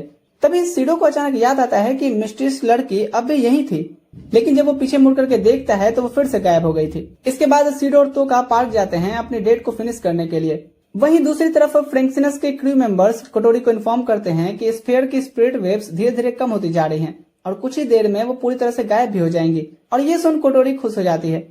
इधर तोका सीडो से कहती है कि अब उन्हें लौटना चाहिए और सीडो एग्री करता है, लेकिन तभी सीडो को फिर से मिस्ट्रेस लड़की दिखती है और वो तोका से कहता है कि उसे बस 2 मिनट दे ताकि वो उससे बात कर सके। तोका थोड़ी कंफ्यूज हो जाती है क्योंकि वो लड़की उसे नहीं दिख रही थी, लेकिन क्योंकि सीडो कसम खाता है कि वो वही है तो वो उसे रोकने के बजाय उसका वेट करने को मान जाती है। सीडो जैसे ही उस लड़की के पास पहुंचता है तो पहले तो वो उसे बधाई देती है और अपना नाम मयूरी बताती है, जो कि उस आसमान में तैर रहे स्फीयर के केयर टेकर के रूप में पैदा हुई होती है। मयूरी बताती है कि उसने सीडो के स्पिरिट्स के साथ कनेक्शन ऑब्जर्व किया था और उसके कनेक्शन के घबराने की वजह से ही वो स्फीयर एक्टिवेट हुआ था, लेकिन अब जब उसने सब कुछ कंट्रोल में कर लिया है तो उसका कोई काम नहीं रह गया, इसलिए वो फिर से नथिंगलेस में चली जाएगी क्योंकि उसकी एग्जिस्टेंस सिर्फ उसी के लिए थी। सीडो उसे रोकने की कोशिश करता है, लेकिन वो बताती है कि यही उसकी डेस्टिनी है। फिर वो ग्लो करने लगती है और जब सीडो उसे छूने की कोशिश करता है एक स्ट्रॉन्ग एनर्जी वेव उसे पीछे फेंक देती है। इसके बाद मयूरी ट्रांसफॉर्म होती है और उसे गुड बाय बोलती है। मयूरी को जाते हुए देख सीडो को काफी दुख होता है और उसके और मयूरी के मेंटल स्टेट के घबराने से वो स्फीयर एक्टिवेट हो जाता है और ग्लो करने लगा था, जिसे कंट्रोल करना अब मयूरी के लिए भी नामुमकिन होता है। बाकी सारे स्पिरिट्स भी टाइम पर पहुंच जाती हैं और देखती हैं कि वो स्फीयर जैसा दिखने वाला अब एक एंजल बन चुका है और फिर वो उन पर सीधा अटैक कर देता है, लेकिन खुशकिस्मती से स्पिरिट्स की वजह से सीडो सेफ रहता है। तोका सबसे पहले सीडो से पूछती है कि ये सब क्या हो रहा है, क्योंकि अब मयूरी भी उन्हें दिखाई देने लगी थी। सीडो कहता है कि वो सब एक्सप्लेन करेगा, लेकिन अभी उन्हें ध्यान देना चाहिए इस चीज पर जो अटैक कर रहा है, जिस पर लड़कियां खुद को अटैक से बचाने लगती हैं और कोटोरी अपने क्रू को ऑर्डर देती है कि वे शिप की इनविजिबिलिटी हटा करके उसकी मैजिक पावर को हाइड्रोफोइला की तरफ रिडायरेक्ट करें। इसके बाद जैसे ही ये प्रोसेस कंप्लीट होता है, हाइड्रोफोइला को उस स्फीयर की तरफ लॉन्च कर दिया जाता है और एक्टिवेट होते ही वो ऊपर की तरफ उड़ने लगा था। ये सब इसलिए पॉसिबल होता है क्योंकि फोइला ने पूरे सिटी के ऊपर एक डिफेंसिव बैरियर बना दिया होता है, जिससे अगला अटैक होने पर भी सिटी सेफ रहती है। इसके बाद कागुया कंप्लेन करती है कि उसे सिर्फ डिफेंस में क्यों रखा गया है, वो भी लड़ना चाहती है, जिस पर यूजुरू एग्री करती है उसके साथ जाने के लिए। फिर तोका और योशिनो भी इस फाइट में शामिल हो जाती हैं, जबकि मिकू सीडो के साथ रुकती है ताकि वो उसे प्रोटेक्ट कर सके। जैसे जैसे लड़ाई इंटेंस होती जाती है, लड़कियां पूरी कोशिश करती हैं हराने की, लेकिन वो काफी ज्यादा पावरफुल निकलता है, जिस पर कोटोरी उन्हें पीछे हटने का ऑर्डर देती है ताकि फ्रैंक्सिनस का कैनन उसे खत्म कर सके, लेकिन बदकिस्मती से कैनन ब्लास्ट का भी उस एंजल पर कोई असर नहीं होता। अब सब सोच में पड़ जाते हैं कि अगला स्टेप क्या हो सकता है, और इसी बीच वो मशीन एक छोटा स्फीयर बना करके मयूरी को पकड़ लेता है। फिर वो बाकी लड़कियों पर भी अटैक करना जारी रखता है, मयूरी की बार बार की वार्निंग को इग्नोर करता हुआ। ये देख करके मयूरी हैरान रह जाती है, क्योंकि ये सब तो होना ही नहीं चाहिए था, जब लड़कियों की इमोशंस तो स्टेबल ही हैं। एयरशिप के अंदर कटोरी और उसकी टीम भी यही सोच रही होती है, और जैसे जैसे उसका अटैक और भी वायलेंट होता जाता है, ताकामिया भी फाइट में शामिल होने के लिए निकल पड़ती है। तभी शिप को एक और स्पिरिट सिग्नल मिलता है, जिससे उन्हें पता चलता है कि इस चेडब्यूल का पागलपन स्पिरिट्स की इमोशन की वजह से नहीं है। मयूरी भी यही रियलाइज करती है कि वो इमोशंस जिससे ये अनस्टेबल हो रहा है, दरअसल उसी के अपने इमोशंस हैं, जिस पर लड़कियां फिर से उस पर अटैक करना शुरू करती हैं। लेकिन तभी ताकामिया उस पर अपना डेंजरस अटैक करने वाली होती है, जिसे सीडो रोक लेता है। सीडो उससे रिक्वेस्ट करता है कि वो तब तक वेट करे जब तक वो मयूरी को उसके कैद से रेस्क्यू नहीं कर लेता, क्योंकि मयूरी सबकी स्पिरिट एनर्जी के कॉम्बिनेशन से बनी होती है। इसके बाद सीडो एक स्पीच देता है फ्रेंडशिप और सेक्रीफाइस पर, जो लड़कियों पर काफी इम्पैक्ट डालता है, जिस पर वो सब अपनी विंक स्टाइल की ट्रांसफॉर्मेशन करती हैं। और ट्रांसफॉर्म होने के बाद सीडो उनसे रिक्वेस्ट करता है कि वो उसकी नई गर्ल मयूरी को बचाने में हेल्प करे, और क्योंकि सारी लड़कियां उस पर फिदा होती हैं तो वो मान जाती हैं। कटोरी और मिकू उसे एयरलिफ्ट करके लड़ाई के बीच में ले जाती हैं, जहां बाकी लड़कियां पहले से फाइट कर रही थी। फिर एक सही मोमेंट आते ही कटोरी सीडो को मयूरी के केज की तरफ लॉन्च कर देती है। सीडो हवा में अपनी स्वॉर्ड समन करता है और उसे यूज करके केज को काट मयूरी तक पहुंच जाता है, पर वो केज तो फिर से रिपेयर होकर के सीडो और मयूरी दोनों को ट्रैप कर लेता है। लेकिन सीडो हार मानने वालों में से नहीं था, वो पूरा जोर लगा करके केज को डिस्ट्रॉय कर देता है, जिससे दोनों गिरते हैं। थैंकफुली मयूरी उसे पकड़कर बाकी लड़कियों के पास ले जाती है। अब जब सीडो और मयूरी सेफ होते हैं, कटोरी कहती है कि अब टाइम आ गया है इसे हमेशा के लिए खत्म करने का। लेकिन तभी वो एंजल एक नई ट्रांसफॉर्मेशन में कन्वर्ट हो जाता है और एक बहुत ही पावरफुल बीम अटैक लॉन्च करता है, जो पूरी सिटी के आसपास की जमीन तबाह करने लगा था। रीने कटोरी को बताती है कि अब नॉर्मल अटैक से एंजल को कुछ नहीं होगा। उसका कहना होता है कि अब सिर्फ एक ही रास्ता है, सारी स्पिरिट एनर्जी को एक पॉइंट पर गैदर करके उसे यूज करना, लेकिन किसी को समझ नहीं आता कि ये कैसे करना है। वो फिर से बीम चार्ज करता है और तभी मयूरी तोका का हाथ पकड़कर ग्लो करने लगती है। फिर बाकी लड़कियों की एनर्जी भी उनके ऊपर इकट्ठा होकर के एक सर्किल बनाती है। लेकिन इसी बीच वो स्फीयर दूसरा बीम लॉन्च करता है, जिसे ताकामी अपनी जान दांव पर लगा करके उसे ब्लॉक करने की कोशिश करती है। लेकिन चूंकि उसका सूट काफी सस्ता होता है, जिससे वो ज्यादा देर तक टिक नहीं पाती और बेहोश होकर आसमान से गिर रही होती है। अब वो सीडो और लड़कियों की तरफ बढ़ने लगता है, जिस पर सीडो तोका से उसका सैंडोल्फिन लेकर के खुद उस पर चार्ज कर देता है।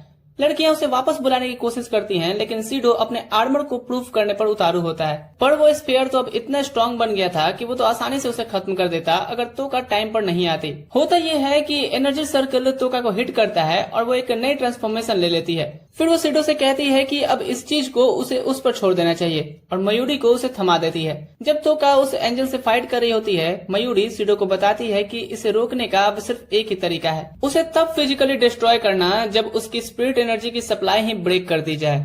मयूरी अपनी बात खत्म करते ही उसे किस करती है ताकि सीडो उसे सील कर सके, और जैसे ही वो सील होती है लड़कियों को एक ओपनिंग मिल जाता है जिससे वो उसे डिस्ट्रॉय कर पाती हैं। अब जब वो स्फीयर डिस्ट्रॉय हो चुका है और मयूरी सील हो जाती है तो वो धीरे धीरे गायब होने लगी थी, जिससे सीडो शॉक्ड रह जाता है। मयूरी बताती है कि वो सिर्फ स्पिरिट एनर्जी से बनी होती है और बाकी लड़कियों से अलग उसे सील करना मतलब उसे खत्म करना है। वो सीडो से कहती है कि वो खुश है कि वो उसे मिला और उसे सब कुछ देने के लिए थैंक यू बोलती है। फिर वो हमेशा के लिए गायब हो जाती है, पीछे अपना प्यारा नेकलेस और कैंडी छोड़कर। सीडो अभी भी अपनी आंखों पर बिलीव नहीं कर पा रहा होता है और वो पूरे जोर से उसका नाम चिल्लाता है, लेकिन फिर भी वो वापस तो नहीं आने वाली। कुछ दिन बाद सीडो और तोका पार्क में जाते हैं और जब वो साथ खड़े होते हैं तोका उससे पूछती है कि क्या वो ठीक है। सीडो कहता है कि अब वो ठीक है क्योंकि उसे पता है कि मयूरी अभी भी उसके साथ ही है, एनर्जी के फॉर्म में, चाहे वो भले उसे देख ना पा रहा हो। और जैसे ही वो बात कर रहे होते हैं बाकी लड़कियां भी आ जाती हैं और सीडो से कहती हैं कि उन्होंने डिसाइड किया है कि अब एक कॉन्टेस्ट होगा, ये डिसाइड करने के लिए कि सीडो किसके साथ डेट पर जाएगा। सीडो खुद को इस कॉन्टेस्ट से बाहर निकालने की कोशिश करता है, लेकिन लड़कियां उसकी एक बात नहीं सुनती, तो सीडो वही करता है जो किसी भी लड़कियों से परेशान बॉयफ्रेंड को करना चाहिए, भागो। तो दोस्तों डेट अ लाइव का यहाँ पर मूवी एंड होता है, यानी सीजन 1, 2 और मूवी मैंने कंप्लीट कर दिया है। बाकी बचा इसका सीजन 3, 4, 5, वो भी मैं जल्द लेकर के आऊंगा। बाकी अगर वीडियो अच्छा लगा वीडियो को लाइक करना और आप मेरे गेमिंग चैनल पे भी आ सकते हो अगर आपको मेरा एक डिफरेंट वर्जन एंजॉय करना है तो। बाकी उसका लिंक डिस्क्रिप्शन में दे दूंगा। मैं मिलता हूँ आपसे अगली वीडियो में। ठीक है दोस्तों, अभी के लिए मैं चलता हूँ।